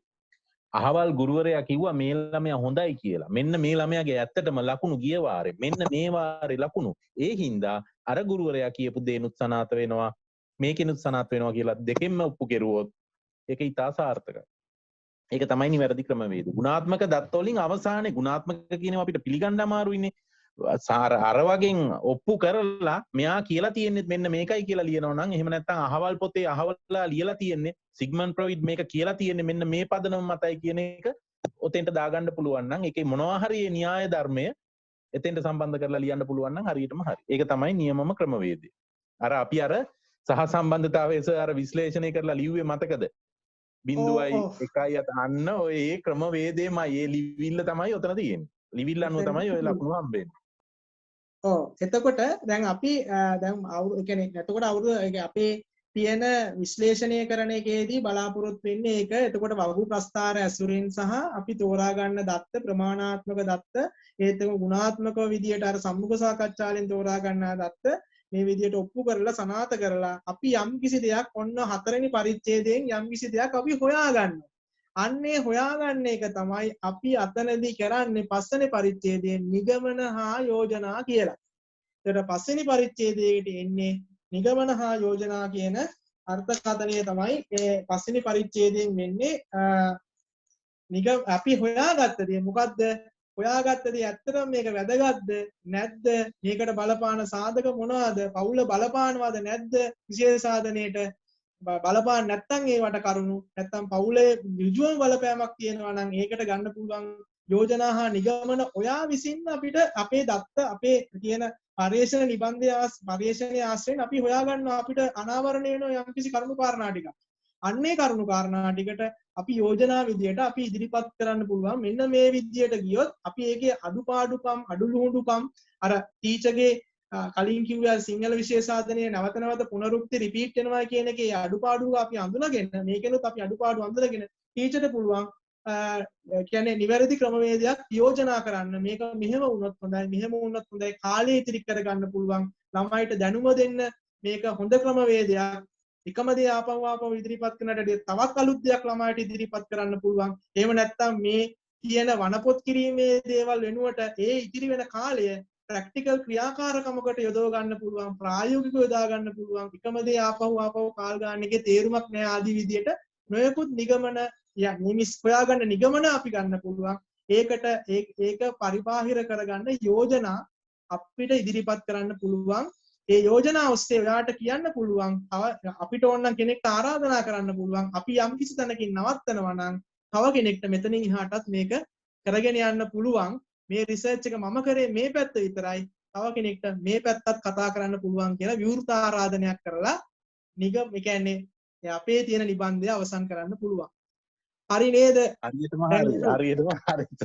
මේ හිරාන් සර්ගේ අර පහල අතන ගහන්න ගියේ මේ ඔයාගේ නියදිය මදි කියලා අන්න ඔයාට ඔතන ලියන්න පුළුවන් මෙන්න මේ විදිහට මීට වැඩිය නියදියක් අරන් මේවා කරොත් මෙන්න මේ වාගේ ප්‍රතිඵලයක් තවදුරටත් මේක සනාථ කරන්න පුළුවන්.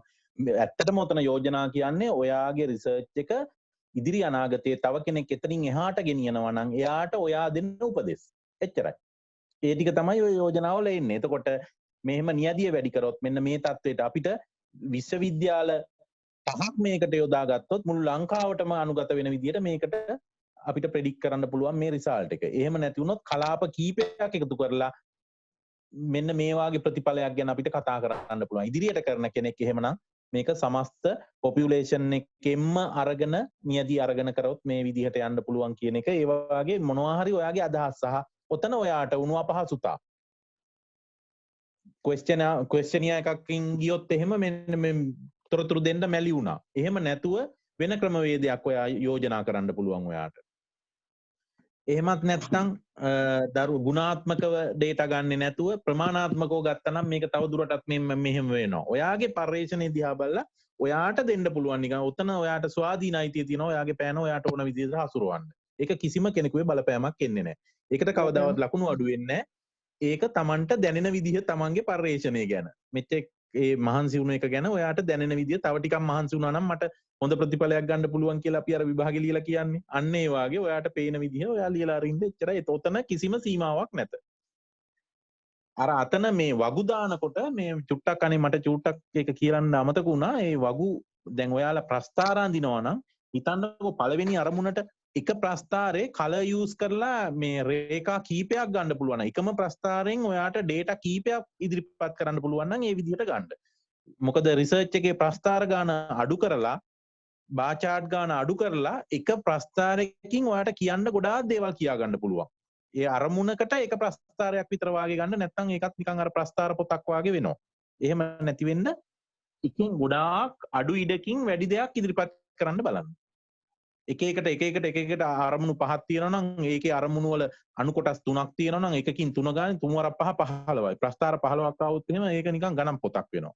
එහෙම නැතුව එකම ප්‍රස්තාරේ පාට භාවිතා කරලා එතන අපිට අවසරය දීලා තිබුණානේ මේ එකම ප්‍රස්තාරේ විවිධ දේවල් නිරූපණය කරනවා නම් පාට භාවිතා කරන්න පුළුවන් කියලා කලර් print out එකක් අරගෙන එතනින් ඒක ඊට පස්සේ මේ ඇනලයිස් කරන්න. එච්චරයි. හරි සර්. ඔව් එතකොට සමස්තය ගැන මම හිතනවා පරිච්ඡේද 5 සම්බන්ධයෙන් මම කතා කරා. සාමාන්‍යයෙන් අපිට කිව්වේ අපේ පොත පිටු 50ක් විතර 30ත් 50ත් අතර ප්‍රමාණයකට ගොනු කරන්න කියලා. සාමාන්‍යයෙන් මගේ නම් සාමාන්‍යයෙන් පිටු 50කට විතර සෑහීමකටපත් වෙනවා. කරන්න 50 55ක් විතර සෑහීමකටපත් වෙනවා මේ කරන්න. ඉතින් හැමෝම මේ දත්ත ටික එකතු කරගෙන පුළුවන් තරම් ක්‍රමවේදයකට ඉක්මනට දත්ත ටික එකතු කරගන්න එක තමයි කරන්න තියෙන්නේ. අනික තමන් අපේ ගුරුවරුන්ත් එක්ක ඇත්තරම මේ මම මේ කියන්නේ මෙතනදී යමක් කියන්න ඕනේ මගේ ගුරුවරයා හා සම්බන්ධව මම කැම්පස් එකට එනකොටම මේ මම බලාපොරොත්තු වෙන්නේ චින්තක සර්ව මාව මගේ නිබන්ධ ආචාර්යවරයා වෙයි කියන එක මම බලාපොරොත්තු වුණා. ඒ කියන්නේ මේ මොකද මම චින්තක සර් කරපු රිසර්ච් දෙක තුනක් මම බලලා තිබුණා අපේ ඉස්කෝලේ ටීචර්ස්ලා දෙන්නෙක් කරපු. ඉතින් එතකොට ඒකෙන් මට යමක් ඉගෙන ගන්න පුළුවන් කියන එක මට පොඩ්ඩක් ඔළුවට ආවා සර්ගේ ක්‍රමවේදය හොඳයි කියන එක. අර දෙයියෝ දුන්නා වගේ සර්ම මට කියන්නේ ලැබුණ එක ගැන සර්ගෙන් දෙයක් ඉගෙන ගන්න පුළුවන් වෙච්ච එක ගැන මට ලොකු සතුටක්. මේ ඇත්තටම කියලා දෙන එකත් ඕන වෙලාවක කතා කරන්න පුළුවන් වෙලාවක සර්ට එහෙම මේ පහසුකම හදලා දීම සම්බන්ධයෙන්ුත් සර්ට තියෙන අපරිමිත අසීමිත සර්ගේ තියෙන කැපකිරීමත් එක්ක බැලුවාම මේ මම හුඟක් වාසනාවන්තයි කියලා හිතෙනවා. ඒත් එක්කම ගෲප් ලීඩර් විදියට සර්ත් එක්ක වැඩ කරගන්නේ ලැබීම හා සම්බන්ධයෙන් අනෙකුත් අයත් අනෙකුත් සර්ලත් එහෙම තමයි. ඒ සර්ලත් එක්කත් මිස්ලත් එක්කත් බෙදා හදා ගන්න දැනුම ඔයගොල්ලන්ගේ දැනුම වැඩි කරගන්න. මගේ නම් මෙතන රිසර්ච් එක කරනවාට අමතරව දැනුමම හොයාගෙන යාමක් තමයි අරමුණ වෙන්නේ. මට මේකට C1ක් ආවත් E1ක් ආවත් මට කිසිදු ගැටලුවක් නැහැ. මේකෙන් යමක් මම ඉගෙන ගත්ත එක ගැන මට සතුටුයි. මේ ගැන යම් කිසි රිසර්ච් එකක් කරන ක්‍රමවේදය හා සම්බන්ධව සර් පැහැදිලිව කියලා දීපු එක සම්බන්ධව සර්ටත් මෙතනදී ස්තුතිවන්ත වෙනවා. සර්ට හිටපු නැති එක මෙතන නැති වුණත් ඒත් එක්කම මට අද මේ එකට සම්බන්ධ වෙලා ජනක සර් දව් කරා. එහෙනම් අද මේ ටික ප්‍රමාණවත් කියලා හිතනවා. තාම මොනවා හරි විරාන්ත කවුරු හරි හොඳට රිසර්ච් ටිකක් කරනවා නම් ඔය මේ තමන්ගේ ඔය රිසර්ච් එක ඕක ජීවිතේ හරියට කසාදේ වාගේ යන තැන ඉන්ටර්වයුව වලට පවා ඕක අරන් යන්න පුළුවන්. අපි මහා උජාවෙන් තියාගෙන ඉන්න පොතක් නේ ඕක. අපේ කැම්පස් එකේ ඩිග්‍රී රිසර්ච් එක තාම අපි තියාගෙන ඉන්නවනේ. ඕක අපිට තියෙන නිකන් අර හයියක්. යමක් පෑනක් කොලයක් අරගෙන අපිට ලියන්න පුළුවන් කියන එක ඔප්පු කරන දෙයක්නේ. ඒක විද්‍යාත්මකව ලියන එකනේ උතන වෙනස. එතකොට ඕක මේ හරියට ලියන්න කොහේ හරි මම chance එකක් අරන් දෙන්නම්. හොඳට ලියන රිසර්ච් ටික ඔයා මේ අපේ සර්ලම් මැඩම්ලා එක්ක කතා කරලා මේ පබ්ලිෂ් කරලා දෙන්න. ඒ කියන්නේ කොහේ හරි ප්‍රසන්ට් කරලා සෞම්පකාර දෙපාර්තමේන්තුවේ හරි පොල්ගොල්ලේ හරි කොහේ හරි කමන්නේ මේ ස්ලියට් එකේ හරි කැම්පස් එකේ හරි කොහේ හරි පබ්ලිෂ් කරන්න අවස්ථාව අරන් දීලා ඔයාලට පොතක් විදිහට ගහගන්න පුළුවන්. එතකොට මේ අපි ඒකට පොඩ්ඩක් අවස්ථාව ගමු. හරියට කරන්න කියන්නේ ඔය රිසර්ච් ටික. චූටි කරන දේ සමහර විට බොහොම පොඩ්ඩක් වෙන්න ඇති. ඒකෙන් ගොඩාක් දෙයක් ඔයා ඉදිරිපත් කරනවා ඇති. ඒක හරි වැදගත්නේ. ඇත්තටම මගේ සර් මම මේ ඩිග්‍රිය දාලා යන මට්ටමට පත් කරා. හිරාන් සර් A4 බන්ඩල් 7ක් ලියුවා මන් ලවා. මම අවසානයේ ඇඬුවා. ඊට පස්සේ අවසාන දවසේ මගේ ප්‍රසන්ටේෂන් එක කරනකොට එයා කිව්වේ මට දුන්නේ ලෝකේ පළවෙනියට කරන රිසර්ච් එකක් ඩ්‍රිප් ඉරිගේෂන් සම්බන්ධව. කවුරුවත් කරලා නැහැ. පුදුම දුකක් වින්දා මේ කිලෝමීටරයක් දිගට වතුර ලයින් දාගෙන බේසන් වලට වතුර එකතු කරගෙන ඒවා මේවා කරනකොට එහා පැත්තෙන් කුරුල්ලෝ බොනවා. එතකොට ආයෙ මුලින් ඉඳන් රිපීට් කරන්න ඕන රිසර්ච් එක. විනාඩි 20ක් වතුර ඇරලා ඒ වගේ ඩිස්චාර්ජ් එක බලලා ඒවා මැනලා ලොකු ගේමක් දුන්නා. අවසානයේ මේ ප්‍රසන්ටේෂන් එකේදී කිව්වා මට මේ මිනිස්යාගේ අහන්න ප්‍රශ්නයක් නැහැ කිව්වා. ඔයාලට තියෙනවා නම් අහන්න කිව්වා. ඉතින් ඒක ලෝකේ පළවෙනි රිසර්ච් එකක් විදිහට මම පබ්ලිෂ් කරගත්තා. ඉතින් ඒක තමයි මේ තියෙන මේවා එක. ඉතින් තමන්ගේ අභිමානය හැබැයි ටිකක් දුක් විඳින්න ඕන. මේ දවස්වල අපිට මේ වාරේ ලොකුවට වැඩකුත් නැහැනේ. මේ ටිකේ ලියන්න, කියවන්න. පුළුවන් තරම් ලියන්න කෙසේ වෙතත් ලියා ගන්න පුළුවන් රැට හරි. අපේ ටීචර්ලා මේ සර්ලා මිස්ලා මේ පුළුවන් තරම් මේ ටිකේ එහාට මෙහාට පැනලා කරුණු ටික මැප් ටික දැන් තමන්ගේ ප්‍රදේශයේ කලාපේ මැප් එක ඕන වෙයි සමහර විට ඕකට. තොරතුරු ටික ගන්න වෙයි දරුවන්ගේ. මේ ටිකේ එහාට මෙහාට පැනලා ඉස්කෝලේ පටන් ගත්ත ගමන් ටක් ගාලා ඩේටා ටික එකතු කරගන්න. ඩේටා ටික ළඟ තියෙනවා නම් රට නෙමෙයි මොනවා ලෝකේ වැහුවත් කමන්නේ අපිට වැඩේ කරන්න පුළුවන්. එච්චරමයි හිරාන් සර් කියන්න තියෙන්නේ. ඒක තමයි මේ අපි ඒ විදිහට අපි වැඩේ කරගෙන යමු. ඉදිරියේදී අපිට නිබන්ධන සමහරට සැසියක් දෙකක් සමහරටත් තියන්න පුළුවන්. චින්තක සර් කිව්වා ප්‍රගතිය බලලා අපි ඒ කියන්නේ අපිට ඇත්තටම කිව්වේ මේ චින්තක සර් කිව්වේ ඕගොල්ලෝ කතා කරන්න එහෙම වුණොත් ගෲප් එකට දාන්න ඒ කියන දවසේ ඒ කියන්නේ සර්ට වෙලාවක් තිබුණොත් සර් ගෲප් එකේ ඔයගොල්ලෝ කතා කරන chat එකට සම්බන්ධ වෙන්නම් කියලා විනාඩි 5කට 10කට හරි පැය කාලයකට හරි කමන්නේ සම්බන්ධ වෙන්නම් කියලා සර්ට ෆ්‍රී වෙලාවක් තිබුණොත් ඉතින් එහෙම අපිට පහසුකම සලසලා දුන්නා. ඕගොල්ලොත් තම තමන්ගේ මෙතන ඇති සමහර විට ඒ group leadersලා ඒකට ඒ group leadersලා මේ විදියට අපිට ඕනේ හැමෝම ගොඩ යන්න. මගේ නම් අදහස මම group leader කෙනෙක් විදියට මගේ group එකේ හැමෝම නිබන්ධනයයි හැමෝම ගොඩක් වෙලාවට පාස් වෙනවා නම් ඒක මට තියෙන ලොකුම ගෞරවයක් වගේම මට තියෙන ලොකුම ආසාවක්. ඉතින් අපි හැමෝම එකතු වෙලා එහෙම හිතලා අපි හැමෝම අර කලින් කරා වගේ අපි විභාගය ගොඩ ගියා වගේ ගොඩ යන්න සාර්ථක වුණා වගේ මේකත් කොහොමින් හරි ගොඩ යමු. විශේෂයෙන්ම මම ස්තුතිවන්ත වෙනවා මේ කෞසි මිස්ටර් මේ කියපු පමණින් හදලා දුන්නා. මේ කියන්නේ මං කිව්වා මගේ මෙහෙම අදහසක් තියෙන හැමෝම කතා කරා. මිස්ටර් පුළුවන් නම් මේ අපි එහෙම එකක් කරමු කියන එක කිව්වාම මගේ group එකෙත් යා ඉන්නවා. මිස් ඒ අවස්ථාව සලසලා දුන්නාට බොහොම ස්තුතියි. මගෙන් දැනුමක් ගත්ත කියලා හිතනවා. ඒ කියන්නේ මම ඇත්තටම මේක මගේ දැනුමක්ම නෙවෙයි චින්තක සර්ගේ දැනුම. චින්තක සර්ගේ දැනුම ඒක මම අහගත්ත විදිහට මම දැනගත්ත විදිහට මගේ ඔළුවට ගිය විදිහට තමයි මම මේ ඔයගලන්ට නැවත ප්‍රතිනිර්මාණය කරේ. ඉතින් සර්ට ඒ ගෞරවය චින්තක සර්ට හිමි වෙන්න ඕනේ. ඒ නිසා මේ එහෙනම් අපි අද මෙතනින් නතර වෙමු නේද? ගැටලුවක් නැහැ නේද? හිරාන් සර් තව ඒත් එක්කම මට විනාඩියක් දෙන්න. විනාඩියක් දෙන්න මේ ඇත්තටම අපි කෞසිමිස්ටත් ස්තුතිවන්ත වෙනවා අපේ දුක්ගන්නාරාලනේ අපිට ඕන දෙයක් කිව්වම ටක් ගාලා arrange කරලා දෙනවා අතින් යනවද ඒවා මුකුත් බලන්නේ මේ පහුගිය ටිකේ නත්තල් කාලෙත් තියෙන්න ඇතිනේ වැඩත් එක්ක මේ එයා ඕන දෙයකට helpful එයාටත් thanks කරන්න ඕන මේ සර්ටත් thanks සර්ටත් thanks මේ අනිත් එක මේ ගැසට් කරලා තියෙනවා අන්න විදුහල්පති 3 වෙනි ශ්‍රේණිය මේ සැරේ පෝර්ට්ෆෝලියෝ එකකින් ස්ට්‍රක්චර්ඩ් මේ ඉන්ටර්විව් එකකින් ගන්නේ අපේ අලුතෙන් පද්ධතියට ගිය අය මේ පළවෙනි ශ්‍රේණියේ නැති අය අන්න දා ගන්න පුළුවන් නම් ජාතික පාසල් සහ පළාත් පාසල් තියෙන්නේ. අනිත් එක තමයි ලේබර් ඔෆිසර් දෙවනිදා අවසාන දවස. ගුරු ක්ෂේත්‍රයේ කාට හරි එපා වෙලා වගේ තියෙනවා නම් අන්න ලේබර් ඔෆිසර් හොඳ පඩියකට යන්න පුළුවන්. ගැසට් කරලා තියෙනවා. මොනවාද මේවා චක්‍රලේඛ 4ක් ගැන විතරයි මා හිතන විභාගෙට අහන්නේ. මේ පොඩ්ඩක් ඒ ගැන හොයලා දාන්න කැමති කෙනෙක් ඉන්නවා නම් දාන්න හොඳ පඩියකට යන්න පුළුවන්. හරි thank you හරි ජනක සර් හිරාන් සර් මම හිතන්නේ ඇහෙනවද දන්නේ නැහිනවනේ ඔව් ඇහෙනවා මිස් හරි ඉතින් මේ අද දවසේ ඇත්තටම ගොඩක් thank you මොකද ගොඩාක් දිනක් කලිනුත් කිව්වා මේ අපිට ඒ කියන්නේ රිසර්ච් එක ගැන මෙහෙමයි තේරෙන්නේ නැහැ කරන්න දන්නේ නැහැ එහෙම කියලා ඇත්තටම ගොඩක් දිනක් කිව්වා මේ චින්තක සර් හරිම හෙල්ප්ෆුල් කියලා ඔය හිරාන් සර් කිව්වා වගේම තමයි ගොඩාක් උදව් කරා එහෙම කියලා ඉතින් මේ හිරාන් සර්ටත් thank you මොකද මේ ගොඩක් දිනෙකට මේ උදව් වෙන දෙයක් නේ ජනක සර් උදව් කරා thank you ඉතින් මේ මම හිතන්නේ ආයි දවසක මොන හරි ප්‍රශ්නයක් තිබ්බොත් අපිට කතා කරන්න පුළුවන් වෙයි නේද හිරන් සර් අපි එහෙම කතා කරමු ඒක තමයි ඉදිරියේ දැන් කරගෙන යද්දි දැන් කට්ටියට මොන හරි ගැටලු තිබ්බොත් එහෙම අපි කියමු මේ මැසේජ් එකක් හරි ගෲප් එකට දාලා තියන්න කියලා එතකොට අපිට මේ මොකක් හරි arrange කරගන්න පුළුවන් නේ ඒ හින්දා එහෙම කරගමු කෞෂිනී අපේ අනේ group එකේ අරමුණ ඕකනේ අපේ ගෲප් එක අපි පිහිටවපු අරමුණ මිස්ගේ උදාාර අරමුණ තමයි මිනිසුන්ට උදව් කරන එක. මේ පෝස්ට් ග්‍රැජුවේට් එක ගොඩ දාගන්න කට්ටියට උදව් කරන්න. මිස් එක මිස් පොඩි හාමුදුරුවෝ මෙතන නැති වුණාට ඒ කට්ටිය එකතු වෙලා මම පස්සේ සම්බන්ධ වුණේ. ඔයාලගේ උදාාර චේතනාවෙන් තමයි ඕක පටන් ගත්තේ.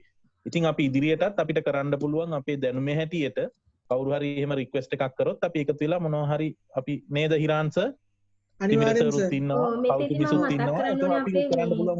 ජනක සර් කවුද අපේ නදීශානි මිස්වත් මතක් කරන්න ඕනේ මොකද මේ නදීශානි මිස් තමයි අද ලින්ක් එක හදලා දුන්නේ මොකද මේ අද මමත් ටිකක් බිසි මට හදාගන්න විදියක් තිබුණෙත් නැහැ මේ එයාගේ ලින්ක් එක තමයි දුන්නේ ඉතින් මේ කට්ටියගෙන් වැඩ ගන්න ඔයාලා වෙනුවෙන් තාම එයාලා ඉන්නවා එන්න ඒක හොඳට හිතාගන්නකෝ නේද හිරන් මල්ලි ඔයාලා වෙනුවෙන් තාම ඒක පිරිස ඉන්නවා දැන් අපි නන්නත්තර වෙලා වාගේ ඉන්නේ අපි වැඩ ගන්න එච්චරයි හරි thank you සියලු දෙනාටම හරි thank you එහෙනම් මම මීට් එක එන්ඩ් කරනවා අපි ආයේ හම්බෙමු වෙලාවට හරි අනේ කෞෂිනාගේ හිරාන් සර්ගේ නම්බර් එක දීලා එන්ඩ් කරන්නකෝ අනේ හිරාන් සර් කොහොමම කියන්නකෝ මේ කට්ටිය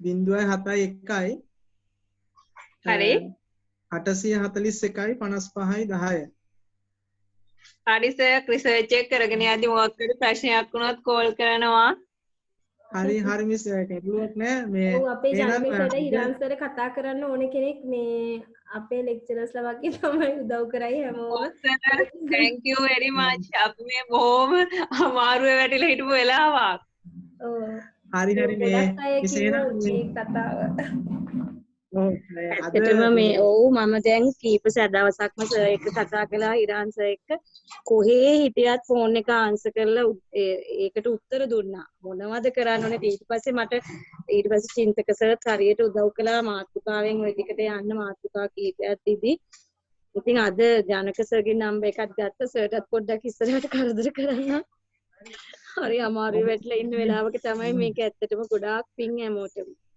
හරි ගැටලුවක් නෑ මිස් කතා කරන්න ඕන වෙලාවක මේ ඒත් එකම අද 2021 අන්තිම දවස දෙසැම්බර් 31 ලැබුණු අලුත් අවුරුද්ද ලබන්නා වූ අලුත් අවුරුද්ද 2022 හැමෝටම කිරියෙන් පැණියෙන් නිතිරෙන නිරෝගිමත් සුබ අලුත් අවුරුද්දක් වෙන්න කියලා හැමෝටම ප්‍රාර්ථනා කරනවා යහපත් සිතුම් පැතුම් ඉටු වෙන හොඳ සුබ අනාගතයක් උදා වෙන්නයි කියලා ඔව් අපේ හිරාන්